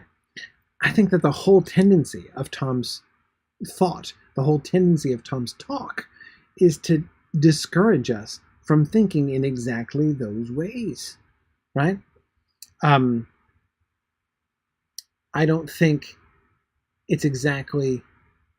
I don't think it's the right question. More importantly, I don't think it's a Tom Bombadilian question. He's obviously not interested in like separating the good from the evil, right? And condemning the one and upholding the other. That doesn't mean I'm saying that I think he's morally ambivalent, that good and evil as moral concepts mean nothing to Tom. He is good. The things that he does are good. The things he upholds are good. And yet he doesn't judge evil either. Again, I go back to the previous passage there. What does he tell them stories about? What is the picture that they become immersed in as they hear his talk? Tales of bees and flowers, the ways of trees and the strange creatures of the forest, the evil things and the good things, things friendly and things unfriendly, cruel things and kind things, and secrets hidden under brambles. Yeah, he's the master, not the judge, Tom. Exactly. Yeah, it's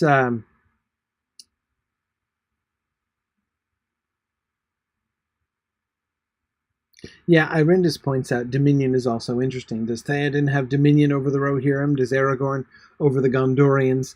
The word is alarming, but the concept itself isn't wholly evil. Yes, lordship. Lordship is not, well, I would say this. Lordship is not bad except when you seek it, right? If what you want is to be lord over others, that's a bad sign. But being lord over others isn't a bad sign, isn't necessarily a bad thing, right? Exactly. And Marianne, I think that that's a really neat way of putting it. Marianne points out that he sees good and evil, right? The evil things and the good things. His stories point to the fact that these things are good and these things are evil, right? He's not blind to it. It's not that he doesn't care, but he doesn't act. Again, he's, again, Tom, as you say, he's master, not judge, right? That's not what he does. Yeah. So Vilori asks, is Old Man Willow a lord or a despot or merely a wrangler or instigator? I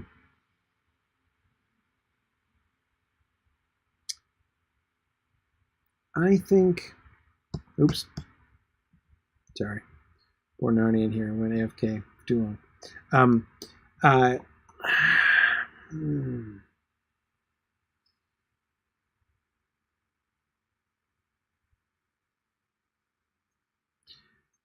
Remember the point that I was making about Frodo's question to Goldberry last time? Who is Tom Bombadil? Right? We've been talking about that for a while. And the more I've thought about it, the more convinced I am that the weight of that question is that who are you really? Right? Like, I know you say your name is Tom Bombadil and stuff, but and it's not even quite as simple as what are you that he really needs, right? But who are you? Like, what kind of authority do you have? Like, what is significant about you? You're clearly not just a dude, right? Who are you really? There's a sense in which the same question can be asked about Old Man Willow. Who is he? Who is Old Man Willow? Right? Vilori, as you're asking, is he the king of the trees? Right? Is he the rightful lord of the other trees? And thus his dominion rightfully extends from the hedge to the downs? Or not? Or is he overpowering the wills of the other trees? Is he bending and corrupting the other trees to his own will and his own service? That would be bad, right? Let me go back forward here. Look at the description. His heart was rotten, but his strength was green, and he was cunning and a master of winds, and his song and thought ran through the woods on both sides of the river. His grey, thirsty spirit drew power out of the earth, and spread like fine root threads in the ground and invisible twig fingers in the air, till it had under its dominion nearly all the trees of the forest. I'm going with usurper and despot here, not rightful lord, right? till it had under its dominion, right? It has achieved dominion of the other trees, right? It didn't have it. It wasn't the legitimate lord, Tony. Yeah, exactly. Um,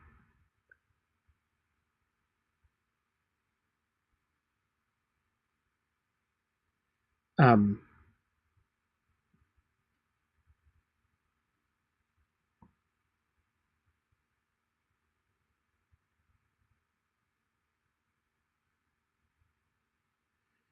Yeah, Arthur says Old Man Willow seems to be the strongest tree personality in the forest. His personality is so strong and outspoken that he carries much of the forest with him.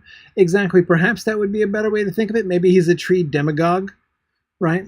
Rather than a tree despot. He hasn't like seized power and is wielding that power over the other trees. He's more like an herbaceous demagogue, right? He has swayed all of the other trees to his side, right? Um, yeah, yeah, he has achieved lordship. Um, I agree. Yeah, an herbaceous demagogue. Yeah, I think that's it.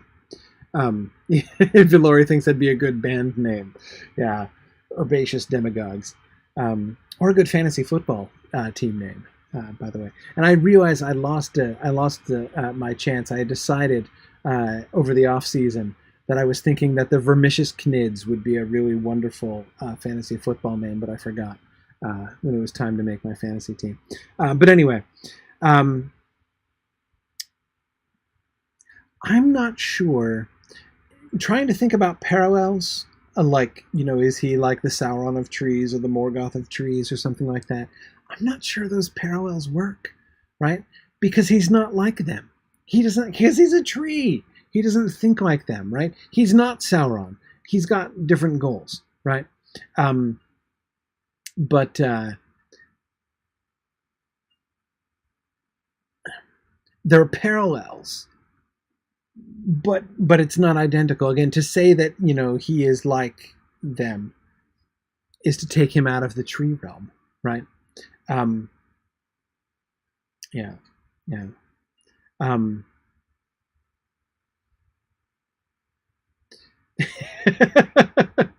Tarlonia was saying, would Old Man Willow see the trees and hobbit orchards as traitors? Yeah, yeah. They're like the Vichy government, yeah. They're like the sympathizers and yeah, exactly. Yeah. Um, oh, what's the word? Oh, shoot, I'm forgetting the word. The word that the Bajorans would use to describe those Bajorans that assisted the Cardassians during the occupation. It wasn't sympathizer. It was what was it? Um, Darn it, I can't remember. Collaborators. Yes, Lincoln, that's it. Collaborators. Thank you. Tom remembers it too. Yes, exactly. I think that Old Man Willow would think of the trees and hobbit orchards as collaborators. Yeah, exactly.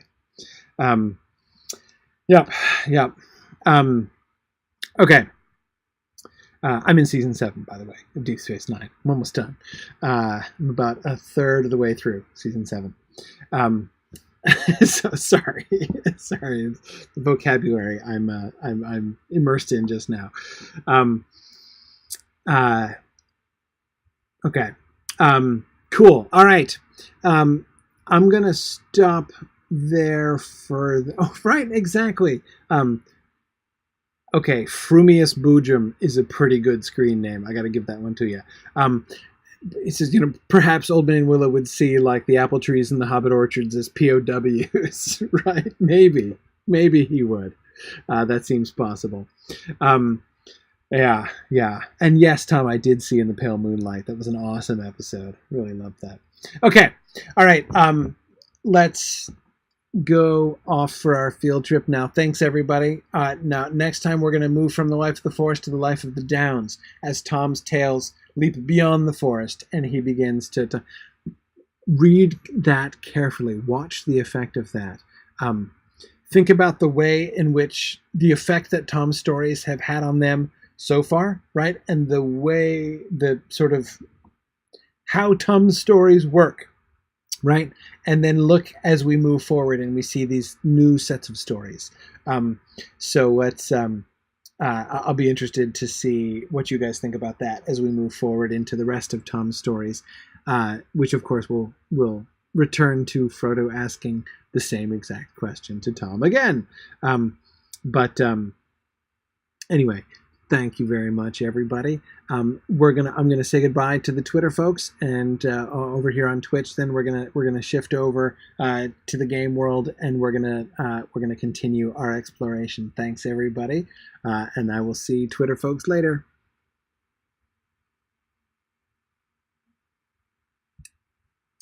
All right. Okay, so Valora, you're going to help with. Well,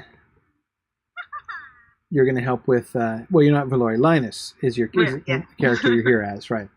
You guys hear me okay? Yes, we got you. All right. So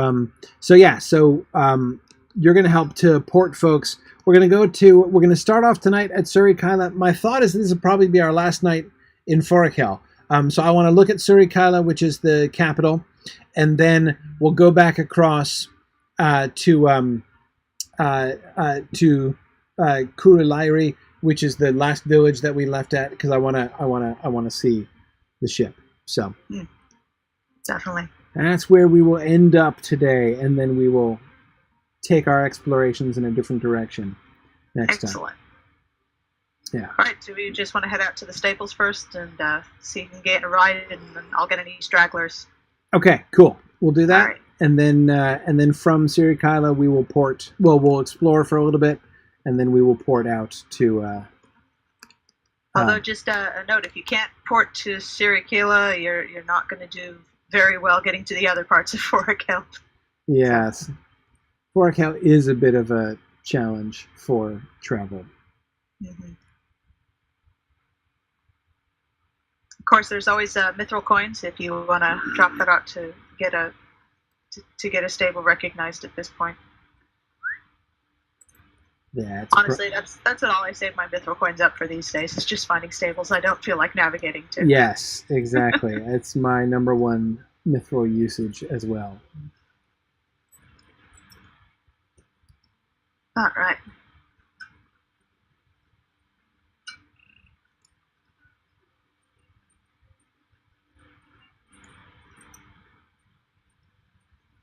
Greetings. Okay. Yep, I'm gonna mithril coin it.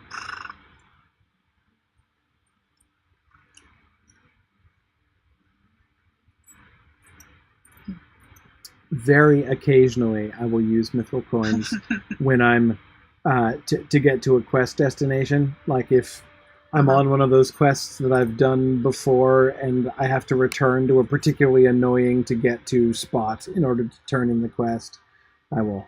And sometimes. Make sure you go to Bill Rosewood and not the other guy today. The other guy just takes you to the treasure grounds. That's right. Okay. I'm over here in the blue, if anyone wants to fellow up and port over. Jumping up and down. Okay, let's see.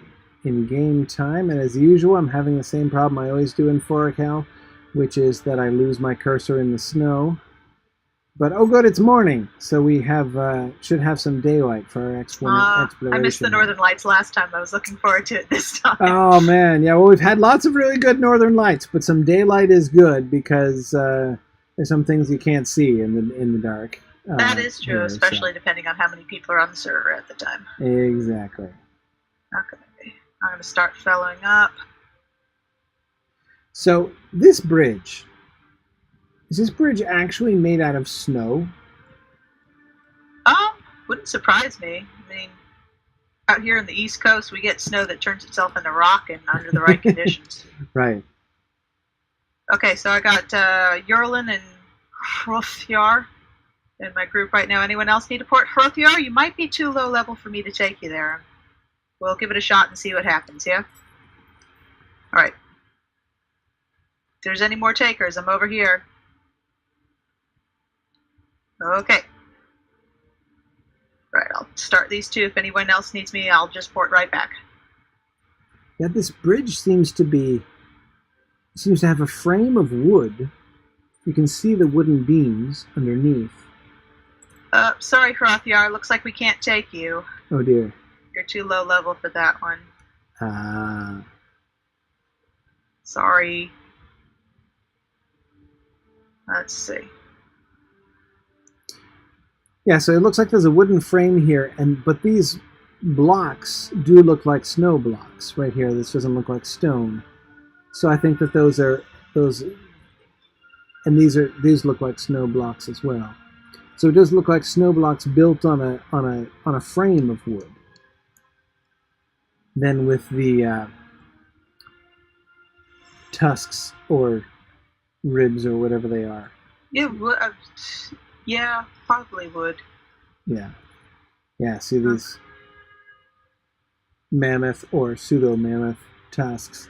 Yeah, it looks like they put like decorated cloth on top of some of the pylons here. Exactly, yeah. We've got those hanging, and those look exactly, that's the same pattern as we've seen in the windbreaks all the way along. And then up we have those, I still don't get these, the like green ribbon things. I mean... I can't think what they're made of. No, me neither. They look like, they're not rope. They look like... Dyed cloth. Yeah, cloth. They look like fabric. But why are they these that color? And well, all the time we see it. I mean, the ones along that look like a railing seems like, I mean, okay, it's probably a railing, right? But no, all these things that we've been seeing on the cliff sides and stuff, as we can see up above. Maybe it's a byproduct of copper or something, or I don't know if there's any metal? copper up here. I don't know. There's the sulfur pits. Does that have some sort of mineral that's found here? Possibly. No, I'm just thinking of, like, no matter what they're made of, I'm thinking of just like the function of the design, the poles with these, cloths draped in between. What did it come from? The mammoths? Yeah. Wouldn't be. It's not pelts or skins or guts or anything. Right. You'd think, yeah, exactly. So if it's fabric, woven fabric? Well, maybe it's something that's traded for out here. Do they have looms? But decoration. But there's lots of it. It's everywhere. Well, let's take a look at what this guy's wearing over here. Yeah, let's go. He's got fur and something like, I don't know, woad color all over him.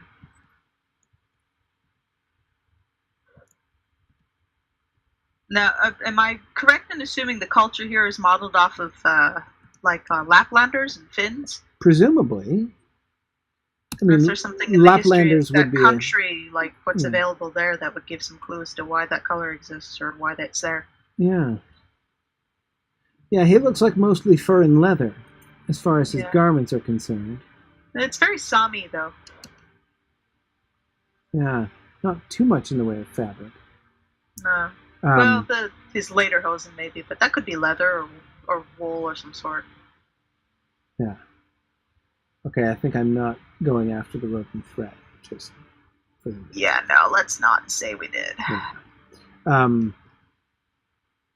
better talk to the stable master. Well, from whence came you in this cold winter? Not that it matters, because these are rep based stable masters, right? They are. Yeah. Okay. Well, looking around, this is the biggest city in Forochel. And this house over here is really interesting because we haven't seen anything like this. We've seen the little, we've seen igloos, and we've seen the, barrel-shaped houses, which clearly have wooden frames. I don't even know what this is. This is not even big enough to stand up in. Sweat lodge. A sweat lodge? Maybe. Okay. Yeah, I mean, like that dude, couldn't really stand upright very well in this. And No. I don't know how this house is standing up. It's clearly made of furs, Yeah. Or draped on some sort of frame. presumably, but the frame is so short and not in evidence. What are these lumpy bits? Yeah, see, I don't know what the lumpy bits are. It's Like chimney flaps? maybe, but they don't look openable. No, maybe not. Or maybe they're propped up or something like that. I don't know. Yeah, maybe this is just like where that one weird guy lives. Yeah. The guy who couldn't build a tent. Right, maybe this is like this is This looks like my husband's attempt at making a pup tent. right. The dude who just is really bad at making houses. And so of course has the house right when you come into the town. Yeah. And like the town councilors are always trying to get him to like upgrade his house, but I think it's some kind of community thing, but I can't think what for. Maybe it's just where they dry the skins. Maybe that's just where they're just right. Maybe it's just utilitarian. Just toss them on the pile, you know. Because see, this is interesting. Like the igloos here are much more complex than the igloos were in what's it called? I always forget the names. Pinto Peldot. Punty Pilda. Punty Pildot, whatever it was. That town in the middle where we first saw igloos, because there were no igloos. Pointy. There were no exactly. There were no igloos down in Calpacota where we first came in. Those were all hide. Ice wasn't thick enough. Right, exactly. But now here we get this like 2-room igloo, right, which we did not get before. They built an expansion. Exactly. Yes. They had a nice foyer installed. Exactly. And then we got a couple little small rounded ones here, though again of 2 different sizes. Yeah, but this one's definitely tall enough to stand up in. Oh, definitely. Yeah. Yeah, the doors. Maybe it's the daycare. Maybe that's why it's so short. It's the Another one daycare. back there. Yeah. And it's extra warm. It's extra warm for the kids. Yeah. Okay. Well, if you want to get more technical and slightly graphic, it could be like something like the women's tent or something like that for like childbirth. If it's someplace that's really, really, really insulated and far away from everybody. Possible. It is kind of isolated over there, but of course that's also consistent with the idea that that guy is the loser who can't build a tent. Yeah. Yeah. I'm pretty much. Yeah, that's the man who can't hunt. Yeah, I think. Well, maybe he can hunt. He's got plenty of furs. He just can't build crap. Right. Exactly. He's a lousy builder. Well, this guy ain't too good either. Look at this. Look at the warping on this guy. Well, it's a little lopsided, but and his door's tiny. But look, if you notice, it has an upstairs. Like there's a loft in this one. He's got an upstairs. He's got a 2nd-story window on this one. Smokehouse? I don't know. Yeah. Yeah. And a little chimney. He's got a chimney cap. Look at that. Yeah. Keep the snow from going down the chimney and putting out the fire. Exactly. That's pretty clever, actually. I don't know if I'd noticed that on some of the other ones. I need a chimney cap. Now this house is enormous. Yeah. This is definitely somebody important enough to have many people working on his house. Yes. Look at the. This looks like the windows of a hobbit house set into a hill. It's great. Right? It looks like great snails. Yes, this whole huge hill. So because you can't make a huge freestanding igloo house, that's like 4 stories tall, right? So they have just carved it out of the like glacier here and supplemented with the ice blocks, with the snow blocks. So. Yeah, we have this huge, which we can't go in, sadly. But yeah. Not to mention this terrace and this deluxe snow ramp leading up to it, right? It's a little ostentatious, frankly. Yeah, Catriona, I agree. It is like the northern version of Brandy Hall here.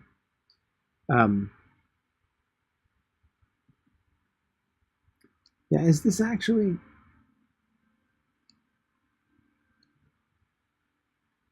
Well, the bard is standing next to it.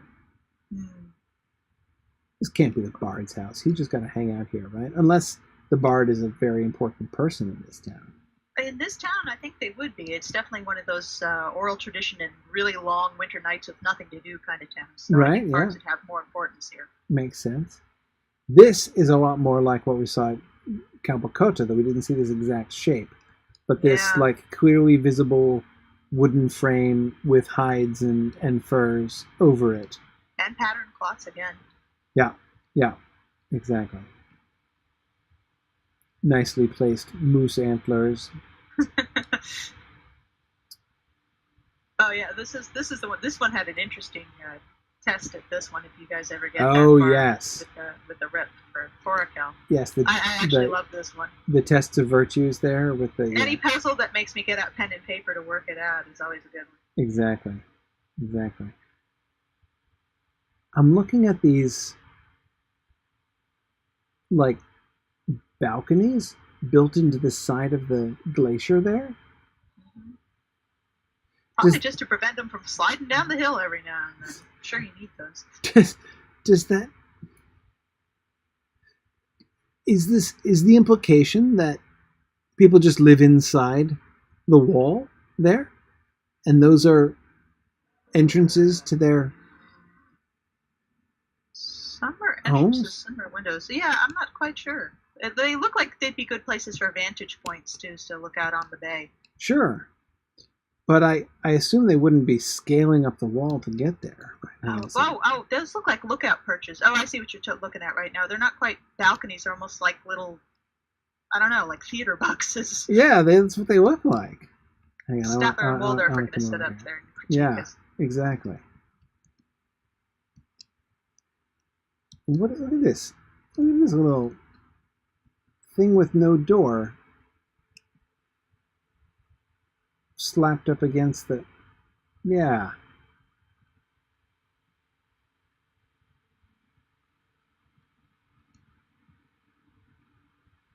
No, I think those are definitely... Now, we don't see openings behind them, but of course we might not. Or maybe they just sort of parasail from the rock up above. They got, And something to keep their footing, maybe. I don't know. what is this building that people are climbing on? Where's the door? I don't know. See, it's not attached. It's its own outbuilding. Yeah. This is the mother-in-law house for the chief. Right, it's not attached to the chief's house. Okay, I see here's the closest we can get to one of these things. Yeah, it's definitely got a floor. It's not just like a banner against the wall. Druid's Fire thinks that it's prime seating for the aurora. On nights when the northern lights are particularly nice. You could look out over the bay. It's the romantic spot, huh? Oh, you think this is where like the teenagers among the Lost come to make out? Maybe. Maybe. Like I said, long nights, nothing to do. Right. I do think, Emma Thorne, that's what I think too. I think it is meant to imply that they're living spaces built into the glacier. And I'm inclining to the idea that this building right here is the entry point into them, because there is no other entry point. That's what I came over here looking for. If there was a gate or doorway of some kind, and there isn't anything except for this house. And the way that it is set up against the wall. They do look like they're half eaten by the ice, though. Like there was a melt and they got a bit devoured by the refreeze. Maybe. Something else we know about in the East Coast. What? Yeah, exactly. Perhaps. Oh, that's interesting. Dragon Rider was saying maybe they're tombs in the wall. Yeah. I hadn't thought of that. It's not quite concealed enough, though, would it? I see somebody was just trying to jump on one from the top. Didn't work. They bounced off. Yeah. It's a good attempt. Yeah. That's a good attempt. Props for trying. Yeah, I'm not sure if I'd buy tombs. For one thing, the fact that these are made out of hides, you'd think that if they were tombs, the memorials would be something more permanent, like made out of bone or something. Yeah, and not to mention, it seems to be going through a lot of effort when you're carving things in the ice, when you could just look for one of the billions of caves out on the actual rocks out there. For tombs. Burning would be a convenient way to dispose of the dead out here, actually. Right. Yeah, that just seems like a lot of work for something that doesn't really seem sure to work, especially with all these exposed areas. Right. Right. Okay.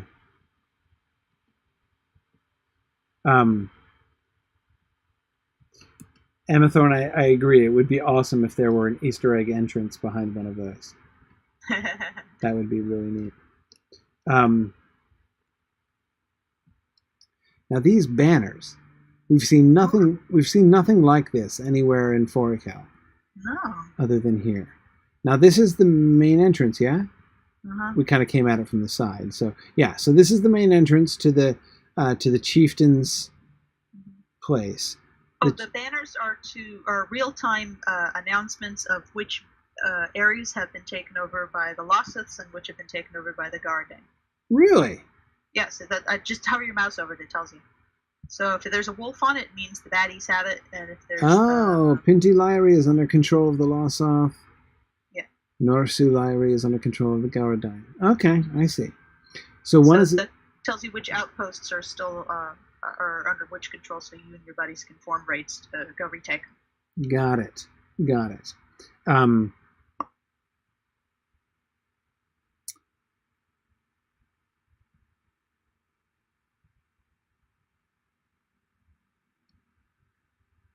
I'm trying to figure out what the things are on the side. I mean, we've got a wolf pelt, obviously, which is fine. The horizontal stripy bits. Oh, I'd need to up my graphics. Hang on. They look like bone, but I'm not sure what bone. They're so straight. Yeah. They just look like beads made out of bones. You know, hollow tubing you could make out of fingers or.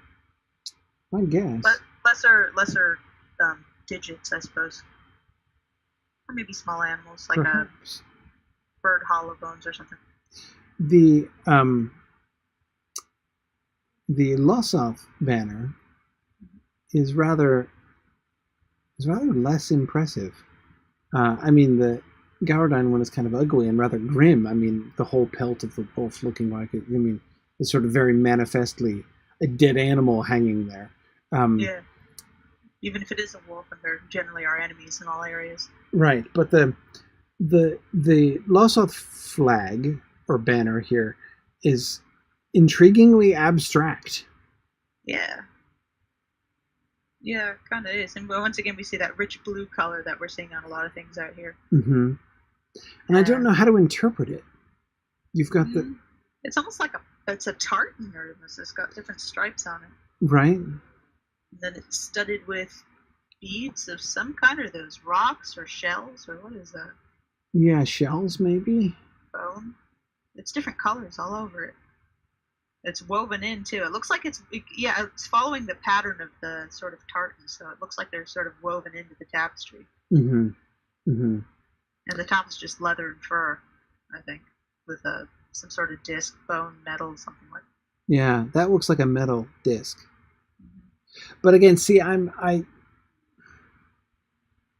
don't know how to interpret it, but I feel the impulse to interpret these things symbolically, right? Like the bronze disc or whatever the metal is, you know, the bronze disc is represents something. I'm even tempted to count the beads, you know, like the beads around the edge. Like, is that significant to the different tribes or families or something? And how many strings of beads hanging down, and how long is each string, and what does that represent?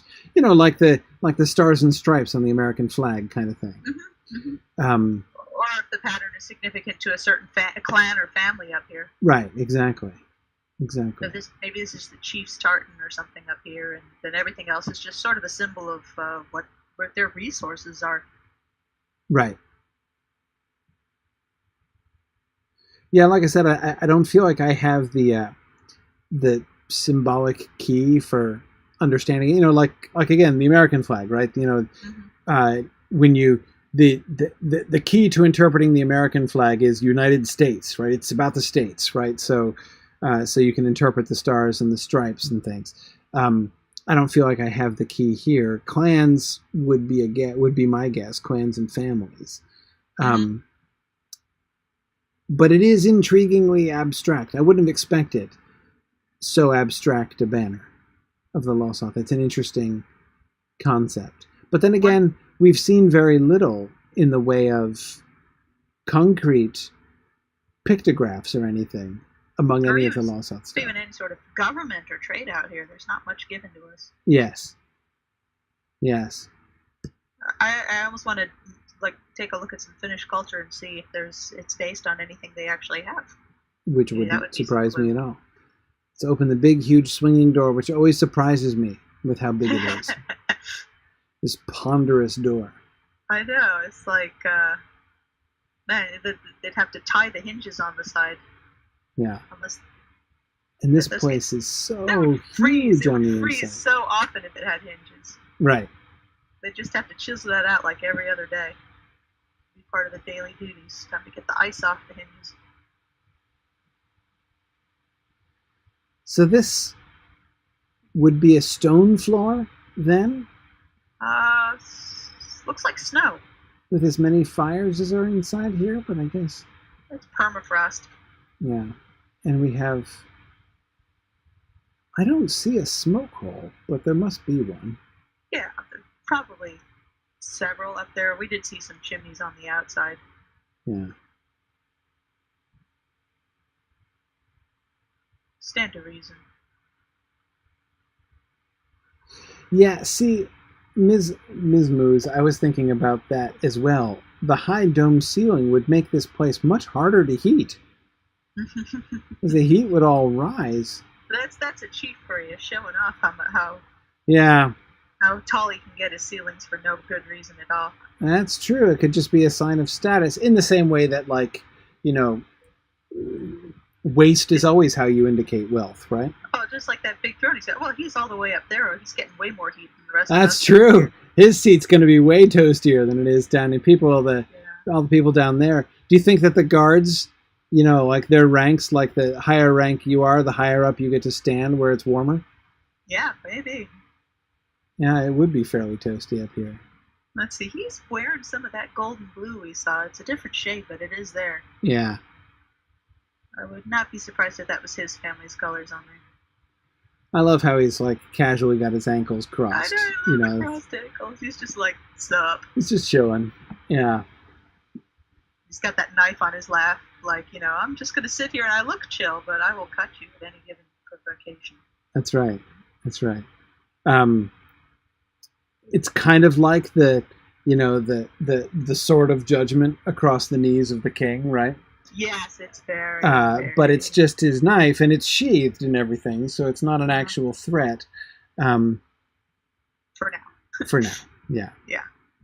Is that a skull he's sitting on? Is that like that skull chair that we saw in that one goblin home or something like that? Let's see. I think it's a rock. It's a rock split in the middle, like scone of stone. I don't know. That's the stone of scone, yeah. No, I think it's a rock. I think it's a rock, though he has a nice, cushiony bolster there. Yeah. Got that blue fabric tied around the antlers up there. Yeah, and the really nice moose spread there. And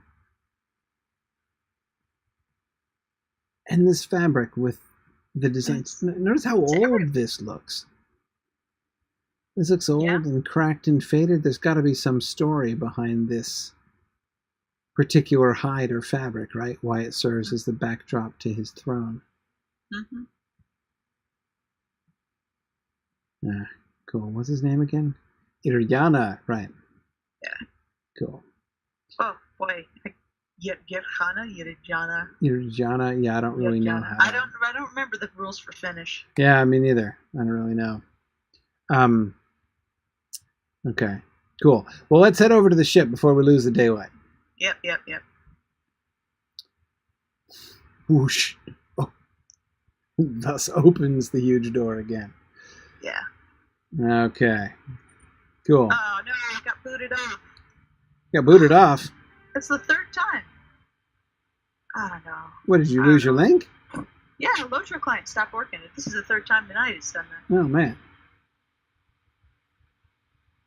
So, What JJ is up asks, with what's the fastest way over there? The answer is by Hunterport is the fastest way over there. Woo, hang on. While you're coming back in, there's a legitimate 2-story house over here. Look at this. It's not just a tall dome. This is like, 2 stories like a layer cake. And actually looks strikingly like a layer cake. Well, it's frosted.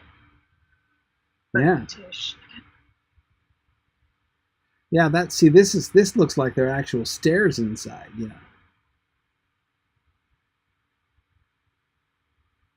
It's similar to the adage about glass houses and throwing stones, but I'm not quite sure how that fits. Yeah. Anyway, okay. So if we gallop across, it would be faster to swim, except that doesn't work. Yeah, except it'd kill you. Yeah, except you die. Yes, you actually die of hypothermia here. I do like it, even if it is diabolical. Yes. Has anyone managed to do it? I mean, is there a level where you can actually manage to get across without dying, or is it just insta death at a certain point? I don't know. It would be interesting to come here all beefed up and 115. right, with lots of extra morale regen. Yeah, I bet there's some sort of channel you can't get past the. Probably. I remember the first time I came out here to Forochel, I had taken a drink from the Sinister Keg at level 21. So I was immediately swarmed upon by all the snow drakes. Right. Just kibbles and bits. Right. Oh yes, there is a treasure catch out on one of the islands. I remember finding that when we were doing one of the instances. I keep forgetting all that now that I'm level 100. I can actually go get some of these things now. Yeah. Okay, let's see. So Almost there. Almost there? Okay. Yeah. Sorry. Where do we lose you? Up by the captain? Yeah, just as I exited the chieftains. So how many hunters do we have with us? Do we have hunters who can hunter-port us over to that other town? We have Kuru Lairi. Hey, I was right when I said it last time.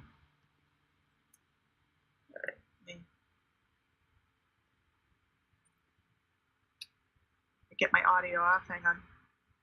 Okay. Go.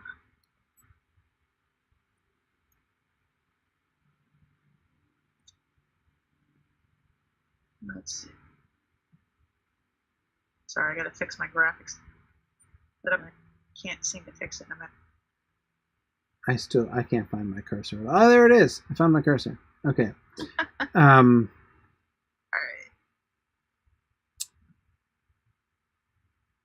So Okay. Hunterport 2, which one? Kuru Lairi? Kuru Lairi. Does that exist? Making that it's a campsite. Can you get a port to Ziegelgund? We could ride north from there. Surikila is the one that we get, which is here. Which is not helpful, I suppose. Yeah. Kuru Lairi up there is a campsite, but it only works for me. Okay. You can't port anybody there? I don't think so. All right. Well, we're gonna have to get to Ziegelgund there then and go north. Last time we just took horses. We just took a stable. Okay. Swift travel. So let's do that. So let's go over to Ziegelgund, and then we will ride north from there. Man, I wish I had a hunter port out there. That would have been so convenient. Oh man, see, I've never played a hunter, so I'm under the vague impression that hunters can go anywhere, Almost anywhere at a price. Yeah, exactly. It's always yes with a but. Okay. So Kuru Lairi? Ooh, Kuru Lairi. Look, I can get swift travel to Kuru Lairi. But I think it's rep locked. I'm not sure everyone can get there. Well, I think both of them are. So. All right. No, let's give it a shot. If I'm gonna mithril coin somewhere, it might as well be to Kuru Lairi. Yeah. So I'm going to go straight there.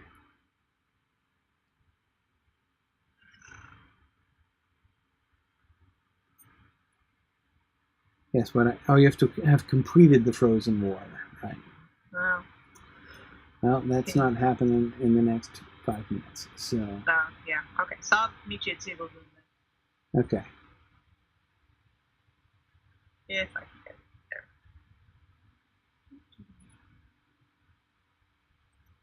Well, I will take a little bit of time. Nope. Only goes to Sunikila. Oh my gosh, why?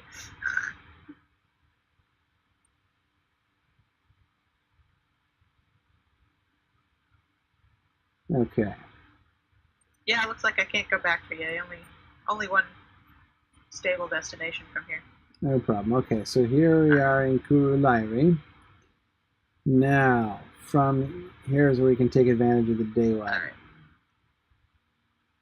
Oh, you did make it. Okay. Yeah.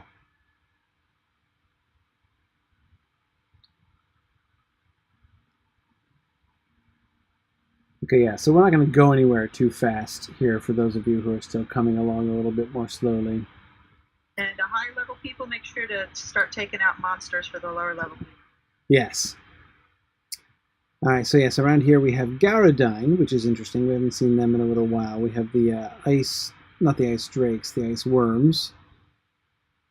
The Gauradine and some frost grims, right? Mm-hmm. Around here.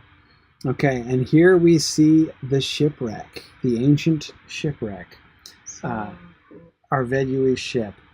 So of course this is the major reference to the one story that we get about Forochel in Tolkien's published works, I was, you guys were reminding me a couple weeks ago about the fact that the Losoth are not seagoing at all, that they don't have boats and so therefore can't have whale parts. That's where it came up when we were looking at Kapakota back a couple weeks back.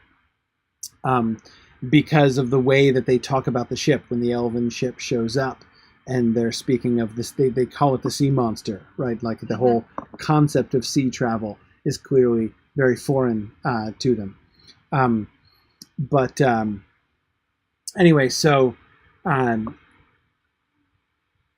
this is an elvish ship. It's interesting that it's so close to the shore, the shipwreck, because it wasn't just wrecked on rocks, right? It was frozen in the ice. It was broken in the ice when a deep freeze came. They talked about the cold breath of the Witch King, right? Yep. So supernatural. Yeah. Yeah. Well, the only thing I can think of is you can get ice like that in the middle of the water, and that's when you have sort of a chain reaction of super cold water that just suddenly grows and expands and explodes on itself until you have a big hunk of ice in the middle of water. Right. But again, it was very close to the shore, but they weren't able to save themselves. I mean, it has to be close to the shore if these people don't know. Just for the logic of the story, it'd have to be close to shore for these people to see it's there if they don't have boat travel. Right. Yeah, though, it's interesting, our speculations last week about, so for instance, the dwarf structure, which I didn't get showing up on, of course I didn't get it showing up on my map. I wasn't on this server last week. I forget the name of it, the dwarf fortress at the top of the hill there, up above Kurulairi, the one that's infested with the undead currently. Kibil Zahar. Yeah. Exactly, Kibel Zahar, and we were talking about the possibility of this being a trade post, close to the water, further north, where Ziegelgund is a mine, very clearly. That this might have been a trading post for sea trade with the elves, possibly back in a time when, which is beyond the memory of the Losoth. But let's go down and get a little closer. Now, one thing that we can see from here, I always have to. Sometimes I choose the wrong fjord here. I gotta make sure I'm on the right side of the fjord. It's over. We gotta go down over here, right? Yeah, this is the one. Okay. Yeah, that's right. I always forget this cut too. Yeah, I have sometimes come to the cliff and found them. Yeah, that's the one where I come down to the bottom of that one over there, and I'm like, "Oops, Yeah. can't get there from here." Nope. Okay, look out! I also got like one over or something. Yeah, the deer are chasing people around here. Okay. So we can immediately see that there's stuff built down here, right? So that some kind of cultural significance has been built up around here. Really great. This is actually a place that switches hands. Oh, right, yes. This is one of the stations that's always overrun with either Gorodane or loss of defending control. Right, which is interesting, right? So part of the story here is that this is, so that there are those 4 points of significance, right? 4 places where, which are places of particular contest between the Gorodine and the Lossoth, 2 significant places that they both try to control, and this is one of them, right? So the cultural significance, though exactly what significance it has to them, is not really clear. Do they ever talk about it much? I don't remember. I've never actually been able to. I was always up here by myself, so I've never been able to defend it on myself. So this is one of the few times I've actually seen it in the hands of the Lossoth. Right. All right, yeah. So here the Lossoth are. This guy's got a ring. Set up and looking comfortable. With the garden gone, we can reclaim the outpost from sea watchers. Many things about the sea, its way, its currents, its twists, its winds, but so they have learned to sea travel in the meantime. Mm-hmm. Signs of its anger, the places where it hides its fish, and we've turned our eyes to the oceans and found a large kill of fish forced against her. This is about getting fish for them. They seem to be single-minded about fish. Right. Well, fish. When you can't farm, fish are a very big deal, right? Yeah. And, of course, this guy over here is, free wormed if encroached on the outpost and will be taken by the guard. Pretty much just help us hold out a little longer. Right. So, not much. It's just, we want this land because it's there. And because fish. Though there's that stuff about the Sea Watchers, right? Yeah, he did say something about the Sea Watchers, and he did indicate that they've since learned about sea travel. But maybe they call this thing a sea monster because it doesn't look like a coracle, that's for sure. Right. Because out here boats would probably, hide in wood frames? Yeah, you'd probably.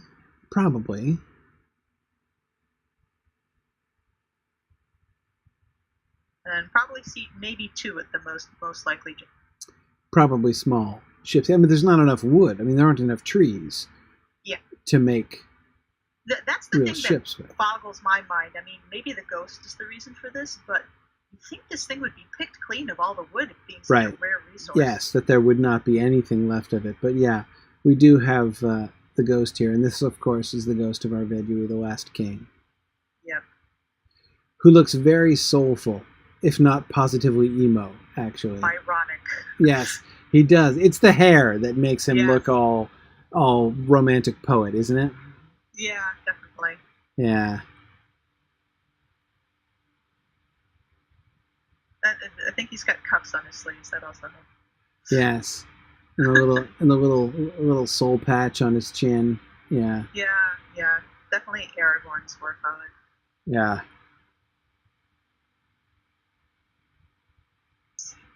I like his ghost. Wow, you can get up right inside this thing. Yeah, I'm looking at his ghostly armor.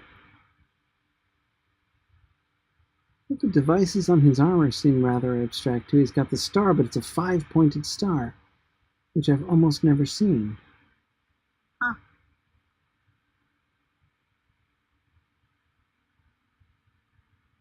I haven't even seen that. I don't know. Wow.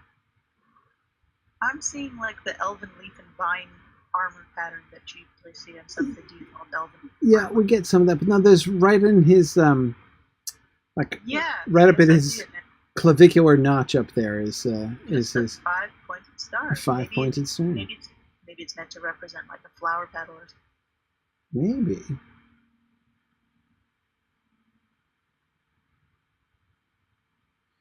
Long how. Yeah, because I haven't seen a 5-pointed star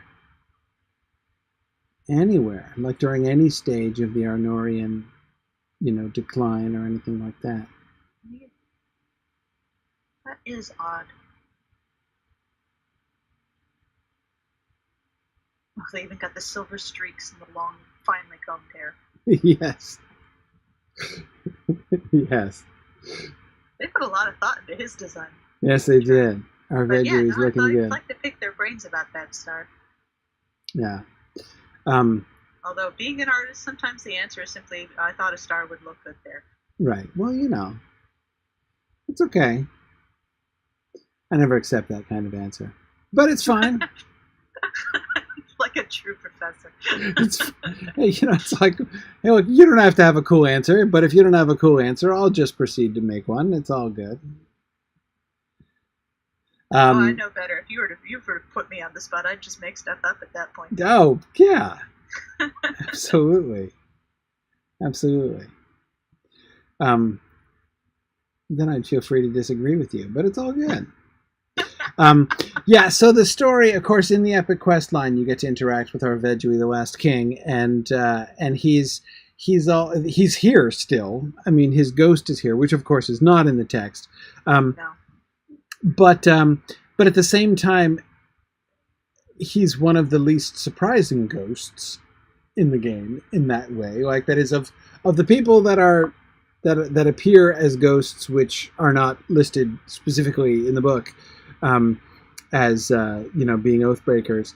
Arvedui isn't exactly an oathbreaker. He kind of thinks of himself as because he broke the line, right? I mean, he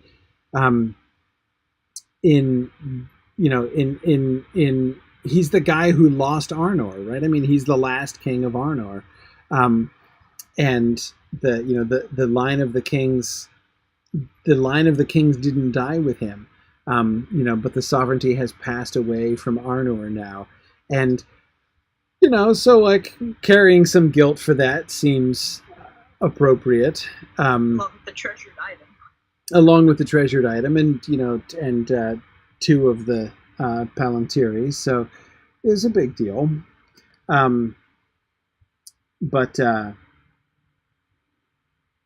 Yeah. It's all good of the harm marks of a really depressed ghost. Exactly. And of course, we get to do in Volume 3 the session play where we come as the Dunedain to barter for the Ring of Barahir, which was traded with the Wasov. But yeah, cool. Oh, that's right, 2 treasured items. Yes, several treasured items. Oh yeah. Yeah, he really looted the place before he left. Fornos. Yeah. Yeah, cool.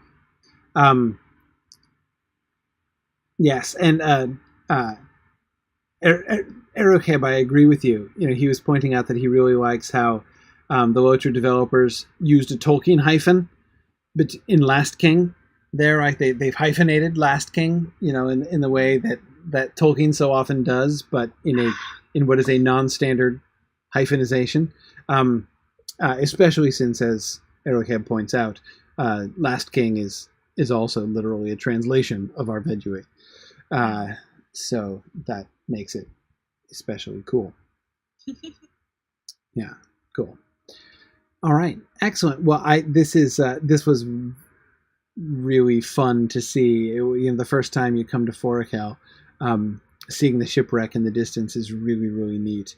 And it was certainly one of the thing I was most excited to find when I came up here, was hoping there would be some evidence of our Vedui Last King, and it's really interesting to see the way I did not expect to meet him personally still here, but as I say, I thought that was managed relatively well. Very good. Well, it's getting late. I should let everybody go. Next week we're gonna in our field trip, we'll be foraying down. I think I'm going to go back to Forochel and then out through into the North Downs from there next time as we continue our sort of regional exploration here, as we've been going through the Shire and Evendim and then up into Forochel. We're going to go and head back down further south.